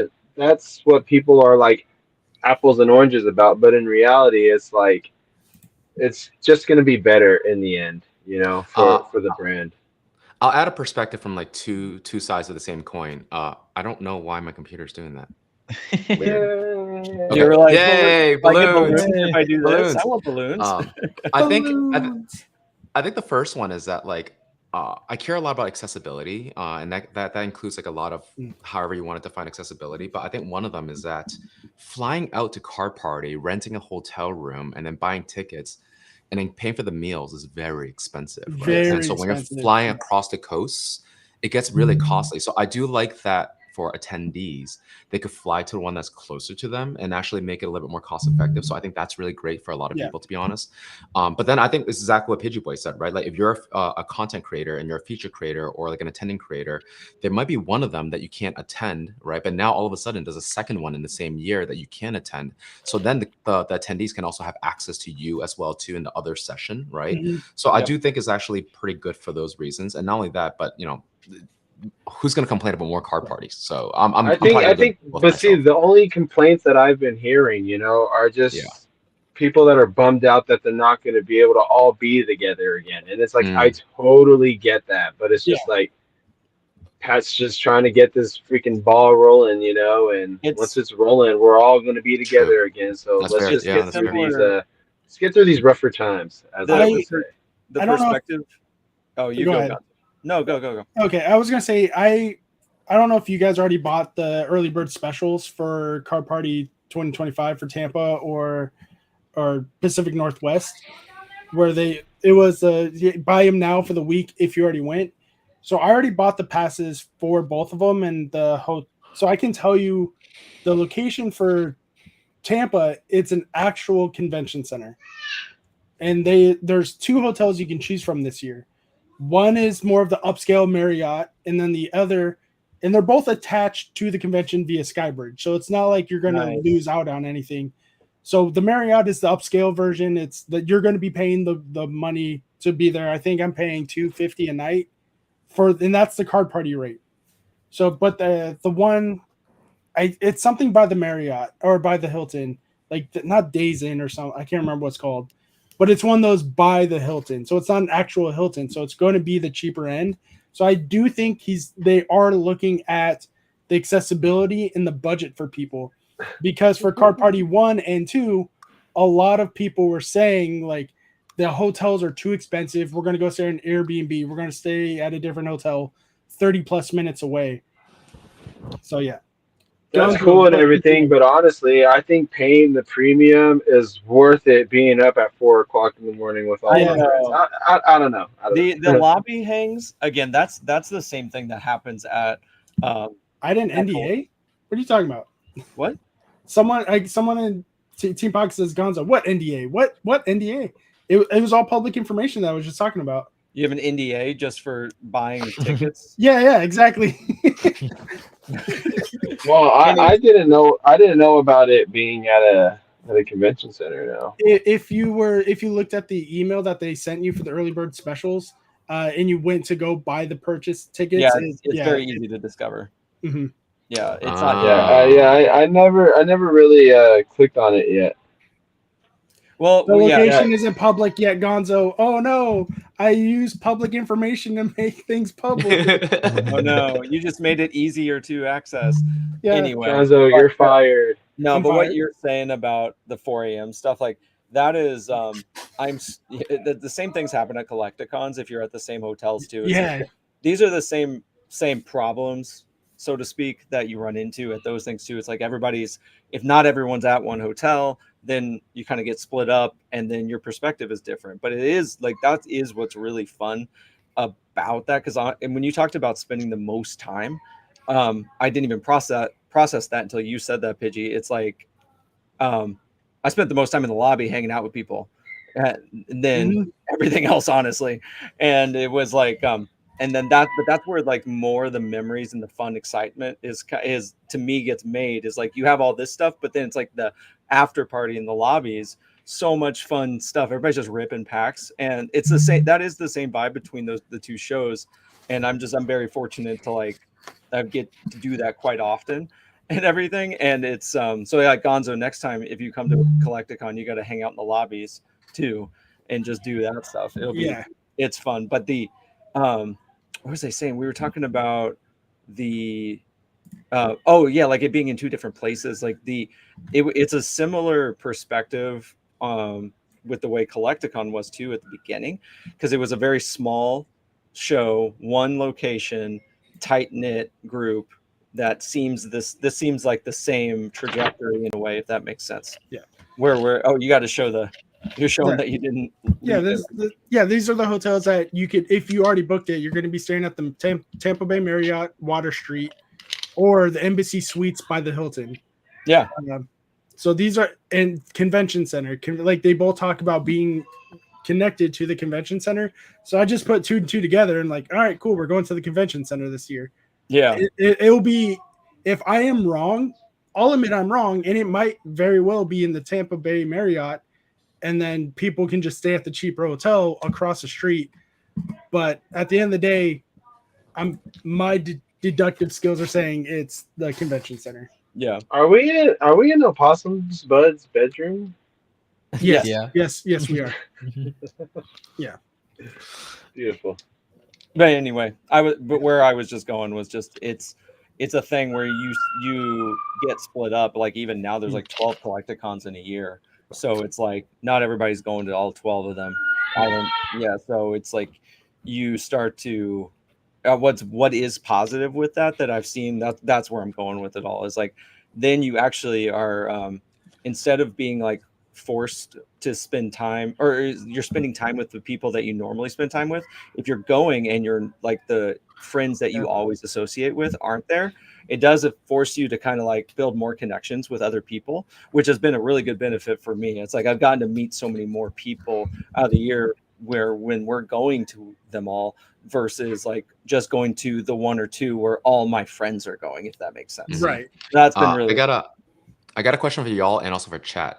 Do you guys think there's going to be another? Do you think Nate might be a co-host next year, or even a main host? Because I think he did a great job hosting. Yeah. And Pat I went to a personally think challenge. he should be a host. I think he should be a full-blown host for one of them. He was good. He was really good. Nate has such a natural charisma up there. Yeah. That's unmatched. I know he has experience doing that too, like stage handing. So I mean, yeah. Apparently, I had like a good stage presence too that I didn't even know about until I got back down from the main stage, and Danny Poindexter, and everyone who was sitting in front of me were like, "Dude, that was awesome." I was like, "I was just me, just talking." Yeah, I was just talking. But then I talked to Dan and Jay from Pat's team, and then he was like, and they're like, well, that's the difference between you and he was like, we're not shitting on the other creators, but your personality, your on-screen personality is just you, and it's very noticeable. Johnny Sprigg, you're subscribing, my friend. I mean, we've always said this, just be you, and I think that's what really, I think that's what gets questions asked to us a lot of times, like, hey, what are you guys doing, and I think we're just truly just being ourselves and just having a blast. Just right now we're just chilling. Having we're just fun. chilling. Vibes. Yeah. And that's the other thing. Like, we all have difference of opinions, like, but I think that's what's great about Roxanne and Opossum's channels being commentary channels. Can't stand those guys. Yeah, fuck them. Yeah, but they're still like not Rock. Nick was very like, he's like, I have a feeling someone's gonna want to pick a fight with me because of something I said, but that didn't happen. No, but it was mostly like people want to have a conversation, just like you said, they want to have a conversation with you to find out, to get more into your head. And that's why I love doing these podcasts, because sometimes I don't always agree with something, but it's like, all right, cool, let's find out why. And there might be a legitimate reason, and be like, cool, that actually makes sense to me now. I legitimately was so excited to meet Nick because I brought him that toilet paper. The sexy toilet Dude. paper. That was so good. You heard the story about how he got a free card because of that, right? No, what happened? Oh, so I was it was me, Jace Corner TCG, and Ghastly Grabs. We're walking the vendor hall on Sunday, and I'm going through cards. I'm like, oh yeah, like, oh cool, these are for me. And then I see one card. I'm like, oh, I think Opossum would really like this card. And he was like, he can have that card if he gets me a free drawing. I was like, for real? He goes, yeah. I'm like, okay. So I call up Nick, and the guy was like, wait. That's not Instagram or Discord call. I was like, no. He was like, you actually know him? I'm like, yeah, he's one of my friends. He's my boyfriend. And he's my boyfriend. And he was like, so I call him like, hey man, I was like, I'm back here with the vendor. He said he's willing to trade a $25 card with you if you draw Totodile. And he was like, all right, bet. So he comes around the corner and he's like, you get special toilet paper. And he used your sex. I'll wipe my ass with it. Dude, that is the best. I looked, and I fucked up though, because I was like, oh yeah, this card is it was a Steven full art. So I'm like, oh, that's a really nice card. And I forgot that Steven is his wife's favorite champion, not Nick's. And he's like, oh, well, it makes the wife happy, so I'm good with it. And he's like, it's a $25 card for toilet paper. We're okay. So funny. I'll take it. Yeah. So that's like, can we just say that's like Jason Page trading?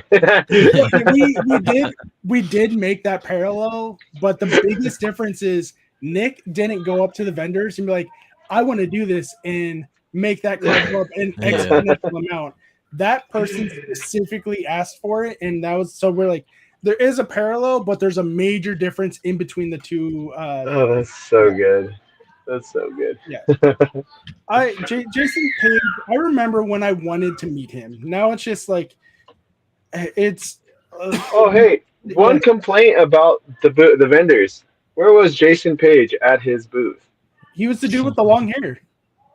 He was there. That's not Jason.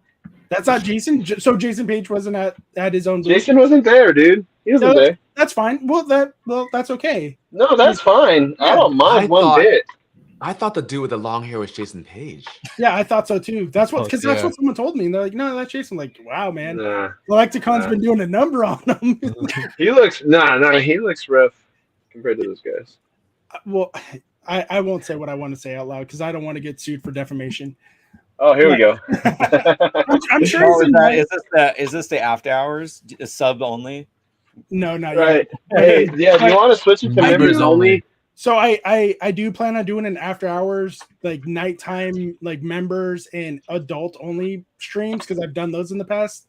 And a lot of get people, in the real nitty gritty here. Oh yeah, and I have it, and it's unlisted because I don't want the watch hours to go away. But like it's a solid like 45 minutes of nothing but literal shit talk.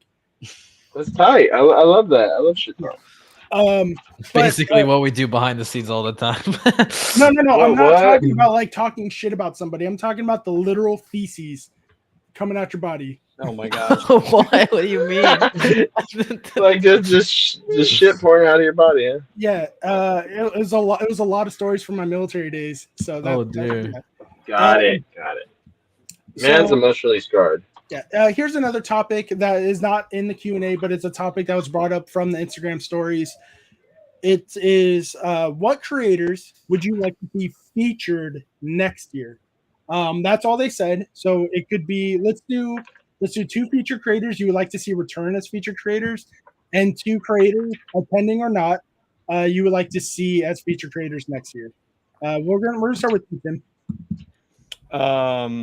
I guess if we say somebody, that doesn't mean we're excluding anybody. Yeah, we are going to exclude everyone in this group just to make it awkward. No, I mean, like, if you don't say Pokerev, that doesn't mean you don't want Pokerev there. No, I feel like he's an automatic anyway, so I'm not going to vote him. Yeah. No, one of the best guys ever is Powder, and I think he needs to be picked there. mine. Okay, I'll move on. Sorry. I love Powder and I good. are real, like, we're good and real tight, and I just would love to see him. Like, he's just he's been killing it. Like he's been Yeah, he making has. videos for like they talk about like I love Alex and his 50-day challenge that he's done so far. But I was like, Powder's done like about 500 days in a row of making videos too. So I don't want to give Powder his flowers for 500 days in a row of pack openings. It's pretty crazy. But I think Powder is very underrated in what he does. I think, and he's good only guy. getting better. He's and he's a good guy too. Man, I have to see the list really fast. I'll bring up the list. Yeah, because I'm like sitting here. Yeah, I need to look at the list.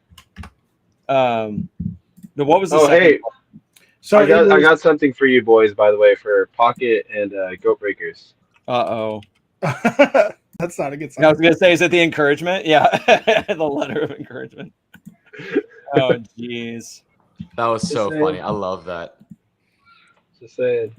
That was such good timing. What a plot twist in that pack battle. Yeah. So that was so much fun. 2 feature creators you want to see return, and 2 creators you want to see in general become feature creators. Okay, so go back up. Let me see the other person, other people. So I think these top 3 are automatically out. I think ones that just seem obvious, so it's not even to worry about. I was gonna say Leonhard. Oh, especially you. You can't. Only Leonhard and Cool Trainer Ryan, just the 2 of them. No, let me keep going. Yeah, Dex is too. Like Dex is really good. I love Pokey Dexter a lot. He's a really good guy too. And so I've known him. So I'll say Dex too, just because I'm biased of so he and I were like OG TikTokers in the day, and when Pokemon like was in that height, and so we've been through the ringer for a while together. So I would say him and Powder definitely, and then on the other side would be like Lisa. Do you guys know Lisa collects? Yeah, that's Powder's best friend. Yeah, Lisa's really good. She's a really sharp girl, really smart at what she does too. So I would say featuring her, and then there were a lot of other ones too. Wow. Yeah, there's a lot of good ton of them. Goodness. Yeah. Green tea. We saw Green Tea in chat earlier. Dude, some of these people I've never even seen. I'll have to go like sub because I need to see who's. I kept doing that for a while. I need to go back and do the whole list again though. Keep going. I have to know people. I have to keep going up. I have to see people. Like I can't say somebody's name if I haven't seen their stuff. So I need to see it. Right. Keep going. Let me keep going. Can we talk about John Parker and his shirts? John Parker.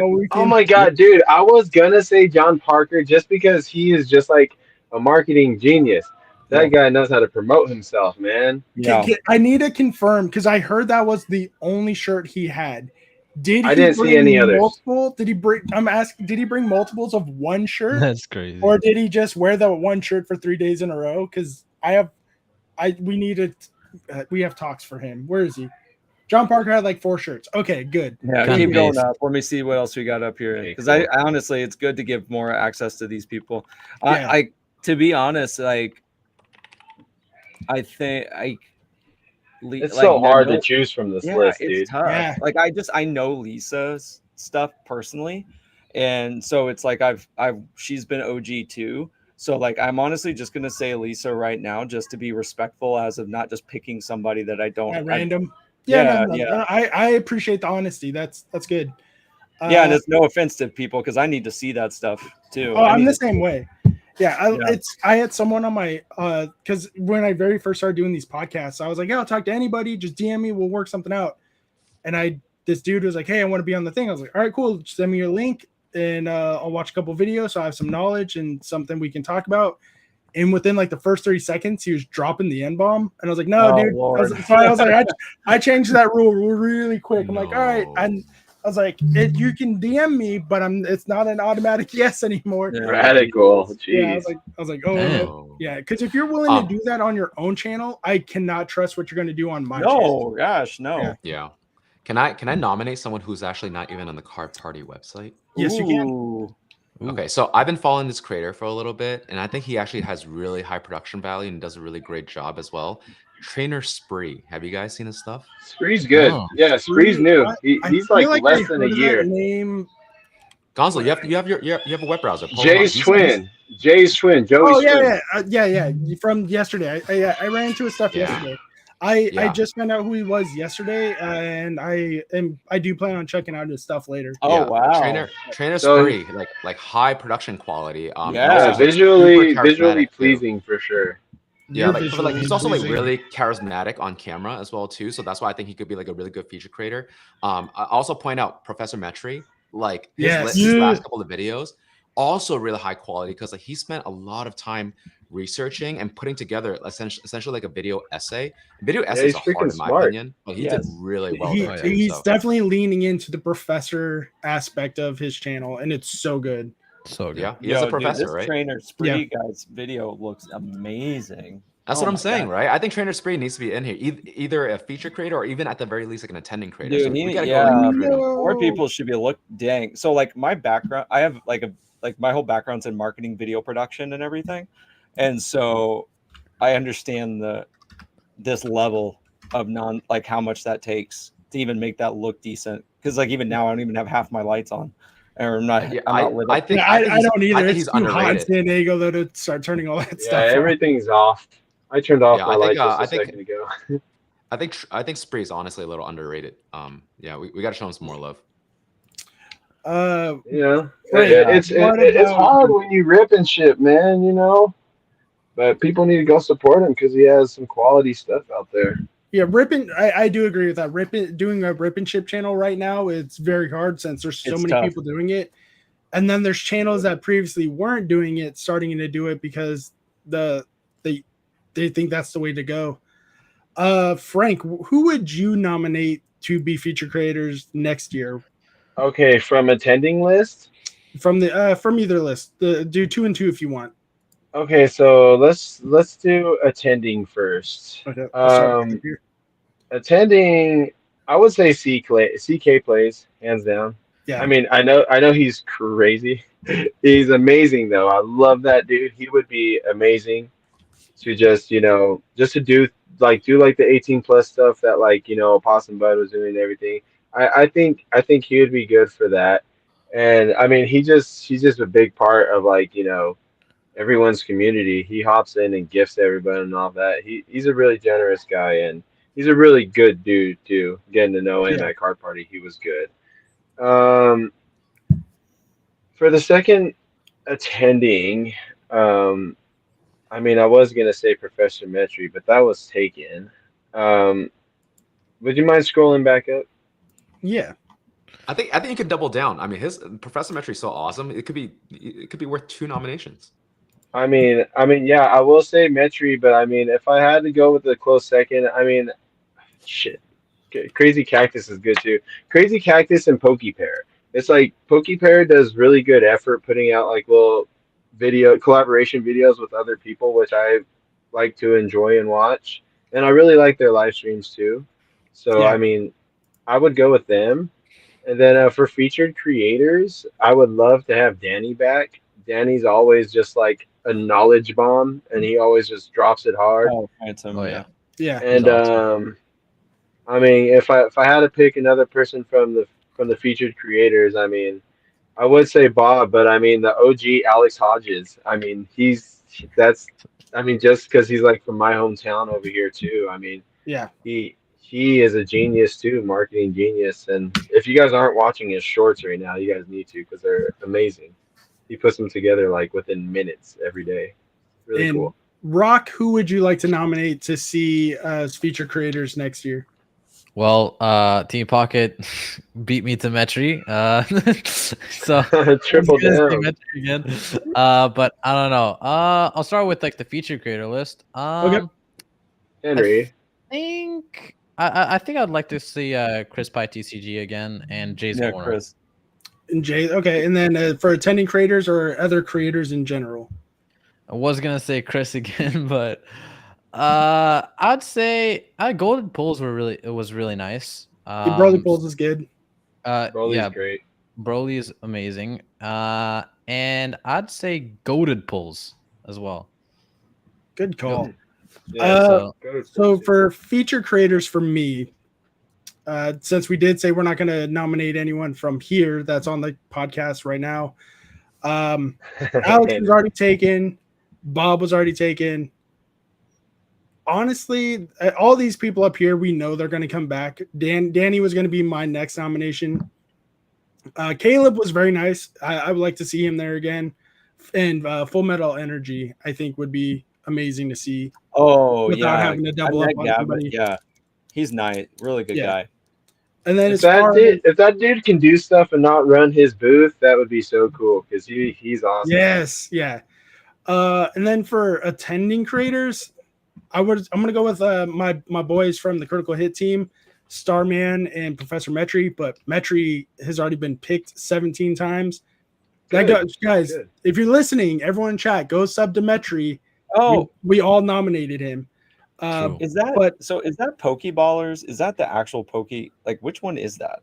The one that doesn't have, he doesn't have like a logo. I think I saw it. Yeah, I saw it earlier. So it's not see him. Pokeballers, Mike. No, that's just Pokeballers. So like he's a guy in Florida, dude.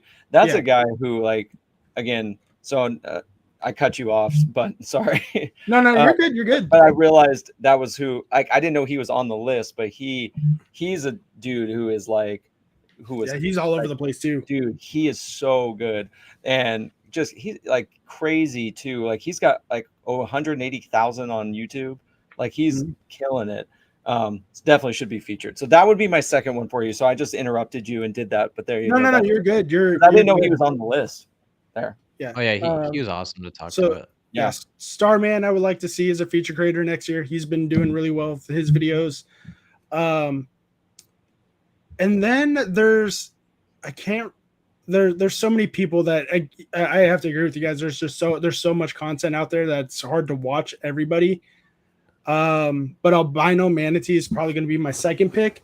There's so many content creators out there that are doing so good. But I think those are the ones that would be very successful. But there are a lot of creators who go to Card Party. I know I was one myself last year. Team Pocket was, and I know the Pidgey Boys were last year. We weren't feature creators. We were barely attending creators, and we went. But the fire that got lit under us to do different things is massive. So I think just going as even as a regular body is huge if you want to do content. For sure. Yeah. Definitely a big motivation to keep, like grinding. Mm-hmm. I'm surprised that I even got recommended to be a featured creator. I was like, oh my god, no, ain't no way, bro. Ain't no way. No, Rock, you deserve it, man. If anything, I feel like I'm like the imposter out of the group. So shut up. Shut your fucking mouth on that. You are so you have such your very first video killed it. You had one video on your channel when I was like, yo, I need you on the channel. Come talk. I want to promote you. Yeah, but I got like 3,815 subscribers. I mean, like, not that I'm counting every single one of them, but like, But you are. All right, hey y'all. I actually got a jet. I just got off work and everything, so I'm beat. But hey, thank you, Frank, love you all so many. Love you, love you all. Yep. See you guys very soon. Sub to the Pidgey Boys. And I didn't get to say this though, but Henry, you were a freaking.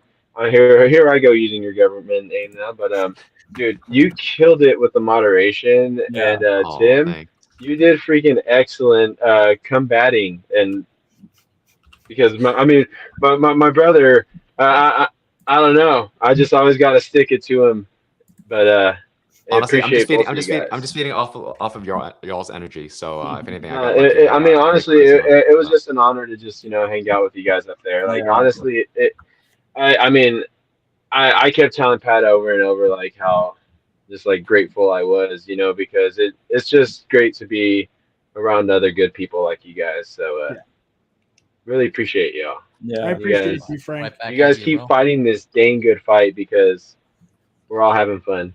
Yeah, I appreciate you too, man. Appreciate it. All right, love you guys. See you guys in a bit. Gonzo, be there Sunday. I will try to be there Sunday just for you. Okay. All right. Okay. Toodles. Toodles. Can I throw one more creator out there that I think is also kind of a little underrated as well too? Yes, of course.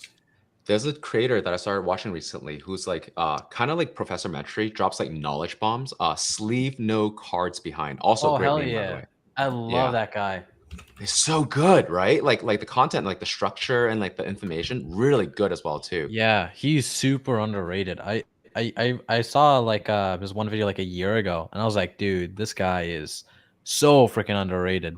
And I'm glad he like is continuing like that type of content, and he's honestly getting like some recognition, but I think he deserves a lot more. Yeah, I think his recent videos are starting to get more and more views because I think like he does really good research, but they're like really in depth as well too. So I'm really glad that he's getting a lot more views. I love that guy. Like he does some really great content too. Oh, and another guy. His name is Pokemon Classics. I really love him. And I saw he was in the attending. Yeah, I saw he was in the attending creator list, but I feel like he definitely deserves to be a spot as a featured creator as well. Yeah. So, Gonzo, I feel like you can have like a whole segment in your podcast that's just like, hey, who's like a underrated like creator today, and let's talk about it. I feel like like who are you watching that? Yeah, because honestly, even you bringing that stuff, the problem that I even personally have is I've had to move because TikTok is just horrible now. But it's like we had to go from TikTok to YouTube, and it was a lot of focus on TikTok creators. So all these YouTube creators on my side, it's all new. A lot of this is new information to me over like just trying to find other people, because I can name you 100 TikTok people I can name you and Alex. That's it. Yeah, it was such a it was a very similar niche type of group of people that stuck together at the beginning of that. That's why I like Dex, like Pokédexter is one of the OG TikTok Pokemon people that I connected with. And it's like, I can name those people, but it's even like you showed the other guy in the sleeve no card behind. Like I went and subbed right now because I don't even know they exist. And so I'm excited to like go back. It's like finding a new Netflix show. Yes. Like, oh, sweet. There's like 20 seasons of this that I can watch now and everything. But that's cool. I think stuff like that's very valuable because it also helps us. Like I think people feel like you get like in a competition versus we're all kind of on the same team, and supporting other people like that is very valuable. That is something I learned. Like they talked about it last year, the feature creators last year, like, no, we're not, like, we're friends in real life. We actually talk to each other. Like after doing all of this, I can say that's 100% true. Like there's some drama in between like some other people, but it's nothing that's going to ruin the community or break up friendships. But that's every hobby has drama. For the I think everyone that was nominated to be on the podcast from the viewers this week, or like for that group chat, I don't have any issues with, and I don't think they had issues with anyone else. But even if I did have issues with them, I'm going to throw it off to the side because that's what the community wants. They want to see us talk.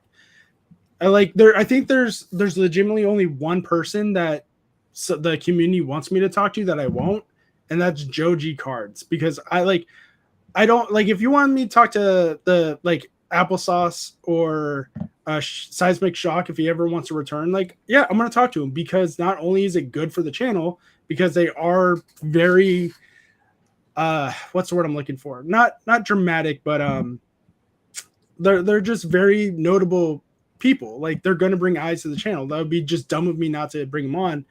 But they never overtly done anything wrong to me, so I have nothing against either one of them. Like, yeah, some of their content isn't for me because it's very cringe in my opinion, but that doesn't mean I hate them.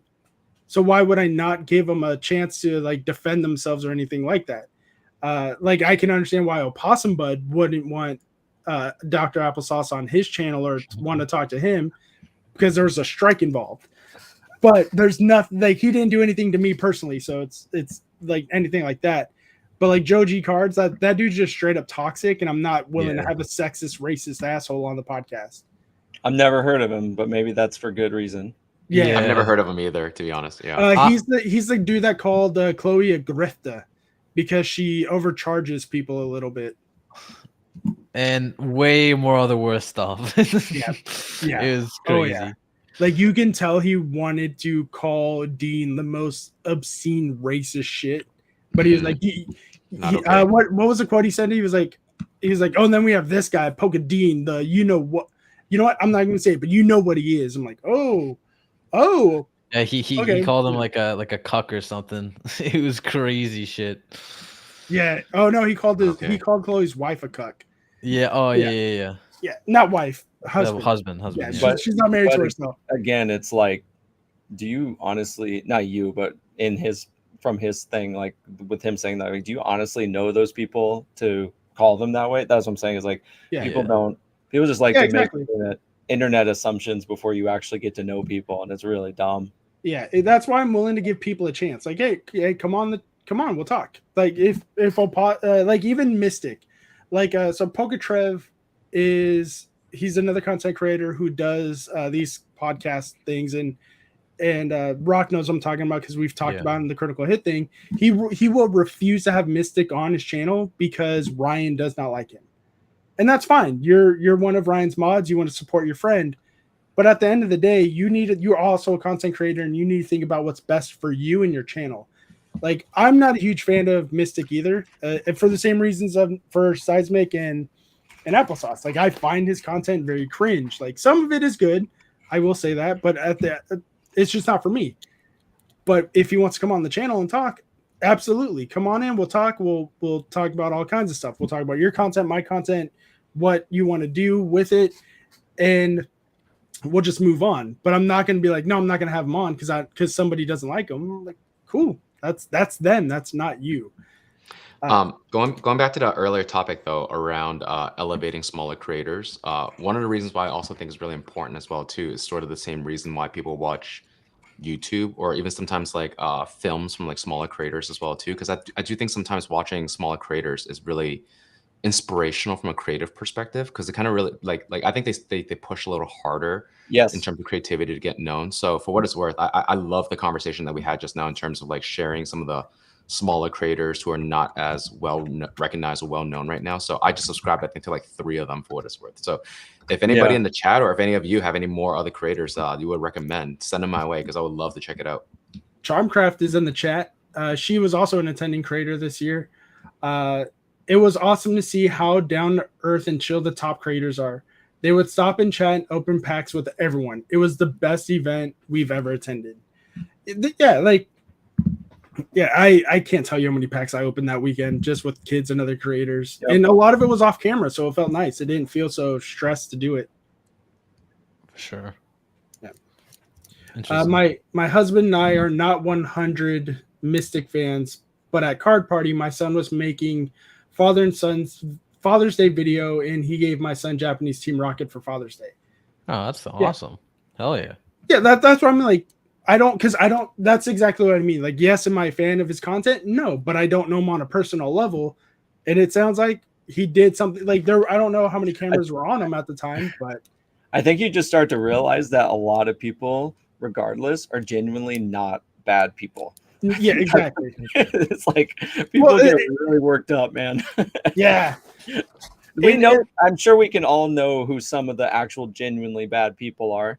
Yeah. Like, I don't know the guy you mentioned, but yeah, I would assume if you're free like wheeling, talking like that, it's probably got some issues you need to work on. Issues, yeah. But it's also from my it's no secret that I used to be a police officer. Like, I'm very you have to hear other people's side of the stories, or you're not going to get everything. So why would I you don't even know what people are going through too, man. Exactly. No idea. Like Mystic's, I think Mystic's biggest negative that happened to him and why a lot of people do not like his content anymore is that 20-minute ad he did a few months ago. But he learned from it. He took everyone's general criticism, rocks, opossums, shiny verts, at his whole comment section, and he fixed it. And I thought that was like, you can't be a bad guy if you're not going to not listen to your community, especially after you put out a video like, hey, let me know what I did wrong and I'll fix it. And he, in my opinion, he did. Yeah, but I agree. Yeah. I have no beef with him. I don't either. But that's what I'm like, just because if Roxanne had a problem with him, that doesn't mean I have a problem with him. He didn't kick my dog. The maturity side of that, as I think, because we don't have to dox our ages and everything, but are you over 30? I'll be 36 next month. Okay, so okay, so we're the same. I'm 35 too. Mhm. So I think it's our older. It's crazy that Team Pocket's older than all of you guys. That's why none Wow. of you are allowed to make the old person joke when But I'm around. all I'm saying is the stuff I've discovered over the years is Mhm. so for me personally, it's like I have had a different life outside of this and been screwed, been treated poorly, been treated properly, and have a lot more life experience than a lot of people that just want to sit and beef online Yeah, and realize it's not like, worth it. yeah, we understand a perspective like as being older and seeing things that that's when I'm like, when people are just fighting, I'm like, gosh, what are you doing? Like, you're wasting so much time So and much. everything. And like, and you just don't understand what people are going through and everything. Now, I absolutely like, again, but I also learn to be wise because there's plenty of people that we can do in an after hours thing at some point, but that you work through the process and then eventually you're like, okay, that's not worth my time anymore. I'm not going because to. at the end of the day, it is still a business, and you're at this point, you're representing your own business. Yep. And you're like, okay, you probably, go have fun, do your thing, but you may not be somebody that you need to associate with or anything like that. Or then there's genuine people in this community and any other community that just suck and they're just not good. Mimikyu Squad donated $2 saying, Mimi's is older than all of you. I'm 42. Yeah. And there's nothing wrong with being old in the community. Pat's the I think same it's way. great. Yeah. I love it. Charmcraft says, so I have a question for all of y'all. Our channel has 3,300 subs, but only 600 watch hours. I'm not sure what we are doing wrong. Do y'all think lives are where it's at? It honestly depends on what you are doing. Because the watch hours are very hard to get. My watch hours definitely did come from lives because I can keep the engagement with people, and it's nice to do it that way. If your subs came from shorts, that might be where the issue is. Yeah. Because shorts don't necessarily come to your long form content where you want the watch hours to be. So that you might want to look at your analytics and see if people are subscribing from your shorts, and if they are subscribing from your shorts, and I learned this trick from Pat. Make your shorts a clip of your long form content. Yeah. And it links directly to that long form video. Dude, they told me that the other day, and I was like, "Wow!" Yeah, like I need to do it better. And I probably, if I had the editing skills, I would definitely make the part where we nominated people we would like to see as featured creators. I would probably turn that into a short, but I'm not that talented, so I'll probably have to hire somebody to do it. Yeah.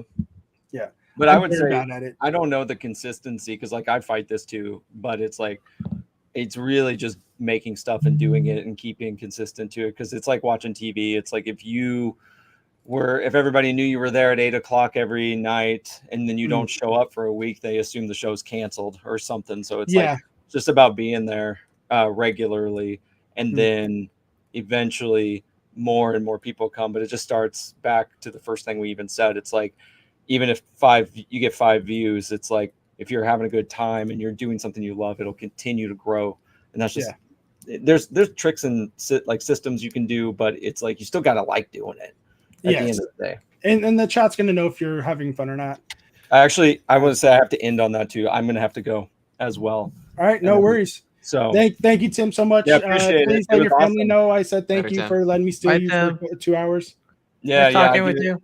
Yeah, it was great seeing you guys and everyone. So we'll do it again sometime soon. This was fun. I love doing this, man. All right, thank you. Bye. See ya. Bye. Hey, Gonzo, you have some Yes. folks that are asking if they should put questions in the chat or if they should put questions in the form. Both is fine. I Both, was gonna okay, get to it cool. too. It's just sometimes chat. I do because I get so involved in a conversation. I'll just look over and I'm like, oh, that's a good question. But we are going to go to the Q&A side. And the next question is from Poca GPA. And he says, how would you say the lineup of creators were at Card Party this time around? Saw some of them didn't even show up, although they are featured or on the website. So as far as I know, all the featured creators were there. Every single featured creator was there. I didn't talk to all of them, but I'm pretty sure I saw every single feature creator. The attending creators, though, is something that myself, Dan, and Pat have talked about. There were people that were there on the attending creator list that did not show up at all, and they had no intention of showing up. It is something they're going to change this year, because I'm pretty sure, like, the reason why you ask is you wanted to see some of those creators that were on the website, but they never showed up. So that it sucks that Card Party allowed them to sign up for the website knowing full well they're not going, because at that point it's just free publicity for their channel. But then at the same time, the negative is people want to go see you, but you're not there. And you're not promoting it or anything, but your fans know that the fans have a reason to be there, and you're letting them down. But as far as the lineup goes, I feel like it was a strong lineup. How do you guys feel about it? I think it was really good, to be honest. I think a lot of the people that were promoted to featured creators greatly deserved it. I'm really glad that they got the chance, and hopefully next year the lineup will be just as good, with just as many like featured creators, and maybe even more that didn't get a chance to be one as well. So overall, I think I'm really, really happy, and hope for the best for everyone else. Yeah, I don't have that much more to add, but I think like what's really great about our lineup was that there's honestly just something for everyone, right? Like, which I think was really great. If you like people who rip stuff open all the time, great. If you like storytellers, they're there too. And you like people who tell jokes, they're there. So yeah, I think it was really like diverse lineup, which made for a really great show for a lot of people. Yeah. Pocatris says, do you guys think Card Party caters too much to the biggest creators in the content space? No, not at all. I mean, I shared the space with Cool Trainer Ryan and Pokeball on the same stage. I have almost 2,000 subs. They're both over 100,000. And I was on this main stage with them. And if anything, I took over the spotlight from them. They're, don't get me wrong, they're very like prominent people. But if you're going to let me talk, I'm going to talk. But yeah, I don't think they did that at all. I think it was a very good cater. I think they catered to everyone pretty equally. For that, yes, they did get some extra perks that we didn't get, but like, no, this is bullshit kind of mentality. They deserved it. Like, Rev has almost 2 million subscribers on his own account. Absolutely. Yeah. I mean, this is the part where I think we have to have a nice slice of like humble pie, right? Like, I think a lot of people show up really for these like bigger creators. And honestly, it's an honor just to even be like a feature creator under sort of the same umbrella. Absolutely. Exactly. Yeah. Right. So and these people work hard to get to where they are. So they absolutely deserve the spotlight, in my opinion. And then we could just work a little harder in terms of our storytelling, our creative skills, just kind of get more followers as well, too. So, yeah. So Bikini Drakini does talk about how something that could solve that solution of attending creators, just putting their information on there without actually going, is put their confirmation of their ticket of attending the thing. And I think that is something that is happening for next year, because like they said, they don't want creators to be like, oh yeah, I'm going, and then not go, especially if they have no intention of going at all. Yeah, that's a great idea. Yeah, that is a great idea. Catch 'em all 22 says, does anyone know how a feature creator becomes a feature creator?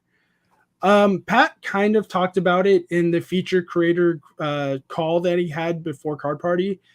It is that we are positive people for the most part. Like, yes, Cool Trainer Ryan does have his negative moments. Rock Sandy has his negative moments, and so does Opossum. But for the most part, we're not out there starting drama to start drama. We're not saying why them and not me. And we made it known that we want to be featured creators. We've either talked to Pat, we talked to his team, we made videos saying our goal is to do this. So if you start putting that out there into the universe, into the content creation world, that this is my goal, this is what I want. I'm not saying it's going to happen, but it helps, because it goes back to that old saying, was it closed mouths don't get fed, or whatever it is. Like, if you're not asking the question, if you're not saying what you want, how are others supposed to know what you want? But the biggest thing that I took away from Pat when he said how to become feature creators is, don't question why someone is a feature creator and why not you. Don't demand that you should be one, and don't ask for them to pay for everything.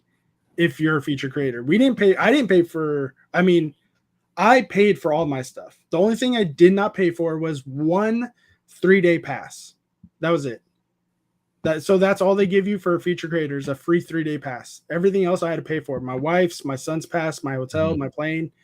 But yeah, apparently I didn't get this confirmed by Pat. I got confirmed by someone who told them that they said they wanted them to pay for everything. And they're like, no, we're not even doing that for Rev. So yeah. So if you want to be a feature creator, just put it out in the universe that's what you want. And it might actually happen. Yeah. Yeah. Not you said it perfectly. Nothing more to me to add there. Yeah, find the feature creator stone and evolve into it. Yeah, that was such a good comment. Yeah. Oh man. Then we have from Professor Metri with 9.99. So wise. Metri's so sexy. So can wise. I be a featured subscriber? Of course you can, Chug. Here you go. We have a few more questions in the chat. Then we're going to finish it off for the night. We'll probably do a Wheel of Doom for the VIP bag. It's going to be the bag, not the binder or anything. I might throw in some extra goodies in the bag, but we'll do that a little later in the night. Yeah, good timing because I probably got to bail in like 10-15 minutes. Okay. Yep, same. Yes, there's 3 questions left. So we're going to start with Bikini Dratini's question. What is one thing you wish you did at Card Party but didn't get the chance to do? Honestly, can't tell you. I'm pretty content with what I did and what I didn't do. There's maybe just take a little more pictures with people. That was it. My own personal pictures, so I don't have to ask people for them. I wished I had a little bit more time to shop around. I have a list of Yeah. cards I was looking for. I didn't get enough time to really like poke around and find them because some of them are kind of like a little obscure as well too, so they're kind of hard to find. So I just wish I had a little more time. But aside from that, though, I still had a really great time. And yeah. I think I wanted to go check out the pool a little bit and maybe like play some basketball. I was outside. I wasn't going outside. No, that's the thing. That I wanted to kind of like explore a little bit around on the outside, maybe hang out with a few creators, like play some basketball or something. Definitely, yeah. Just a bunch of pictures I would like to take. Yeah. Something to remember by. Yeah. Poca GPA has another question. How would you guys improve Card Party for the next time? Anything unique to add to the events, lineup, or activities so that it doesn't end up being the same all the time? I would change the panel system. I don't think every panel needs to be a pack opening. I understand why it happened this year because last year the panels got stale from my understanding. But I think you just need to, for the feature creators, they need to give Pat a list of who they want to work with. And that way they have an idea of like, okay, these people want to work with these people. So we might not need a moderator. We don't need open packs. Like the packs helped because kids get free cards. But I think just letting the creators talk and be themselves a little bit would be nice. Because I feel like that was why I was told by multiple people, even by the kids who should not have been in the 18 and up panel, that our panel was fun. I don't know how your guys's went, but when the one I moderated with Ian, Chris, Diz, and Serge, when the packs were done, everyone left. Like no one stuck around to use the whole 45 minutes at all. I don't know if that was the same for you guys, but on the main stage panel, we opened up the cards and then we just started working with the audience. We did, and we opened up to a Q&A. We talked, we made jokes. We even had some other people come up on stage with us.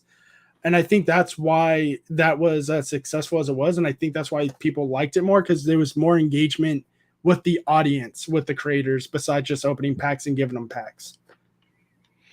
Yeah, I think on my panel, it was just like, I think right when we finished, like it was just over. As like unconsciously, I don't know why, but it was still fun, obviously, regardless. So yeah, I can understand it though.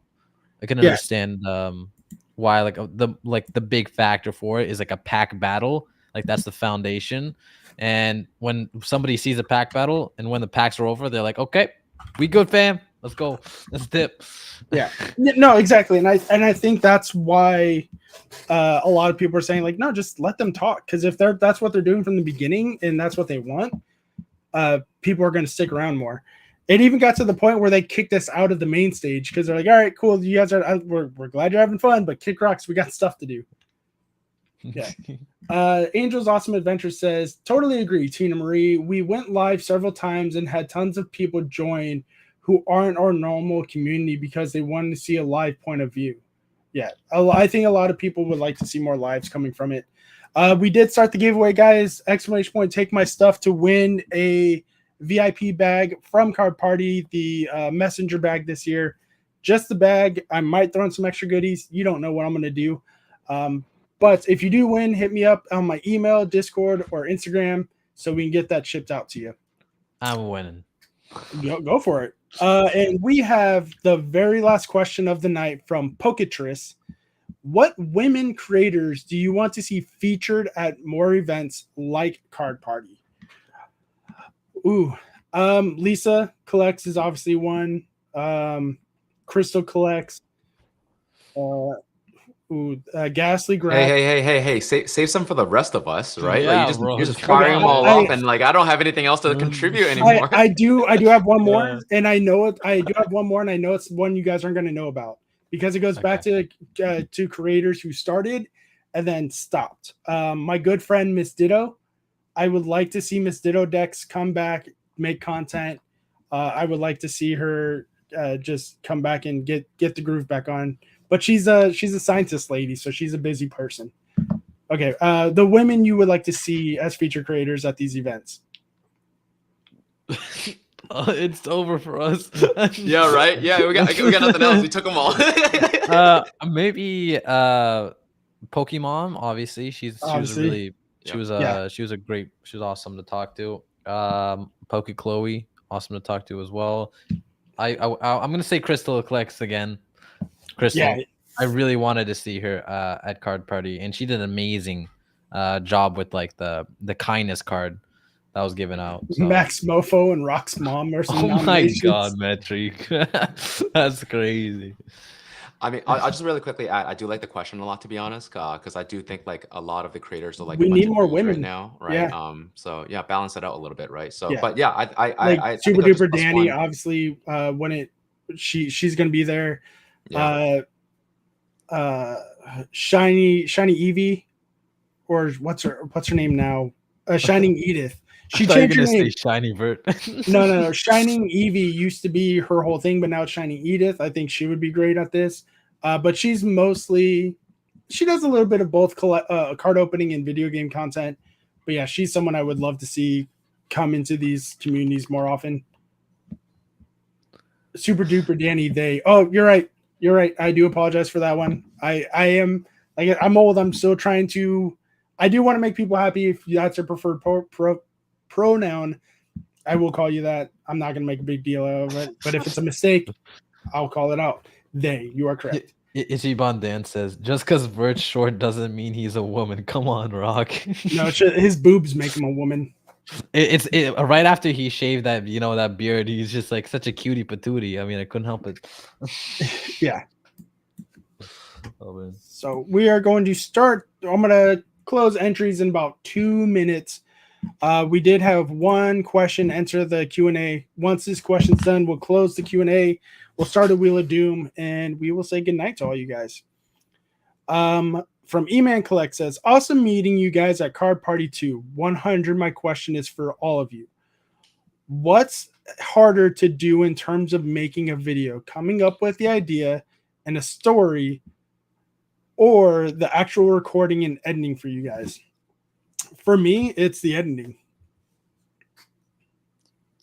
Yeah, I think it's like almost like, yeah, definitely the editing.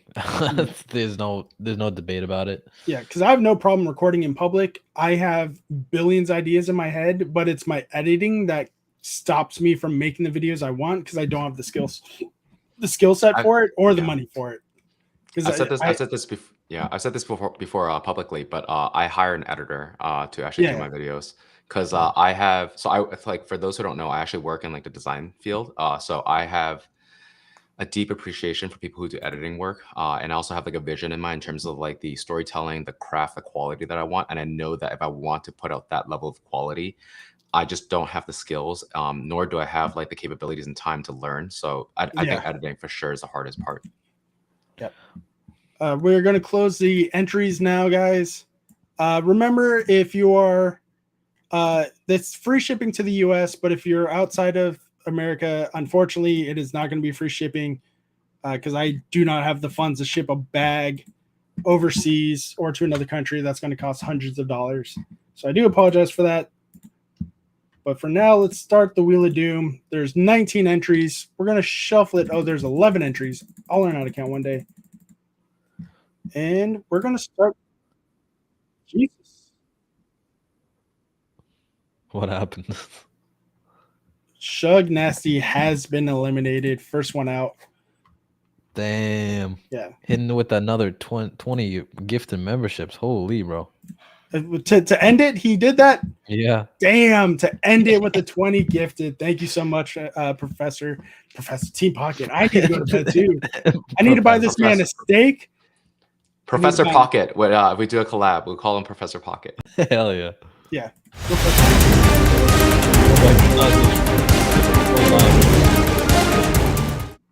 Left one. Yeah, I don't know why it's so loud right now. I just heard that too. Where's the volume on this thing? Here. Let's do appearance. No. Can I not do sound?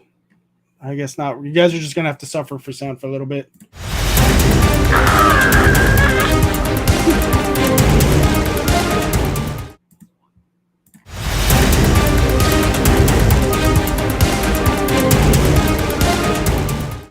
E-Man's out.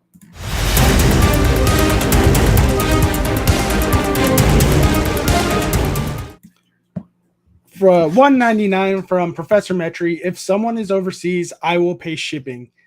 All right, Metri, you called it. If it's overseas, you got it.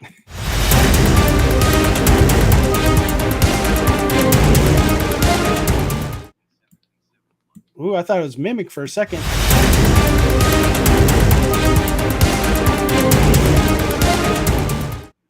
I'm not gonna lie. I want Bikini Dratini to win the bag just because it's local. I can drive it to her. Oh no! Spoken into existence. That's what I fucking did.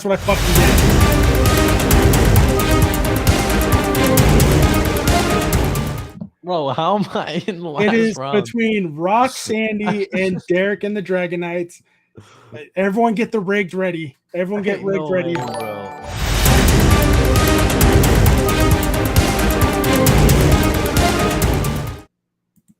Yeah, Rock Sandy has been eliminated.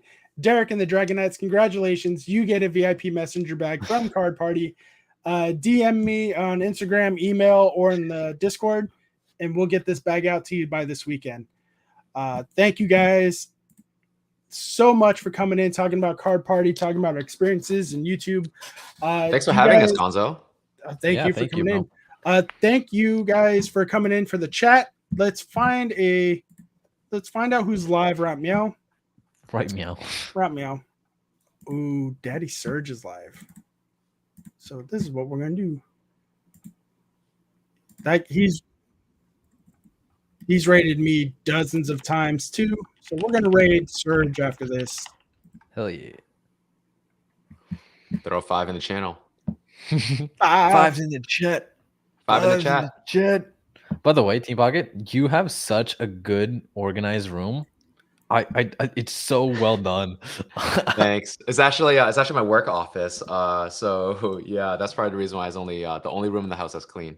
Dude, it is so good. I'm looking how like organized everything is. I'm like, oh, dude, I wish my room was like that, dude. Yeah. So we're gonna raid Surge after this. Send them off with the 026 or Gonzo raid when we get there. But for any last words from Team Pocket, what do you have to say to the people? If you're not going to Card Party for next year, you definitely got to go to Card Party. And then obviously subscribe to Gonzo if you're not subscribed as well too. So that's all I got to say. And Roxanne, my friend, what would you like to say for any last words to the community? I love you. Bye. No, I'm kidding. Nah, just hope you guys come next year. I'm looking forward to meeting you if you guys do. And I'm stealing T Pocket's thing. Subscribe to Gonzo. All right, guys. Thank you guys so much. Subscribe to the Pidgey Boys, Goat Breakers, Team Pocket, Rock Sandy. Subscribe to everybody. Love everybody. I'm stealing Josh's thing. How about that? Subscribe to everybody. Love everybody. We're gonna go raid Poke Search now. Don't forget, guys. My name is Gonzo, and don't forget, collect how you want to collect. Peace.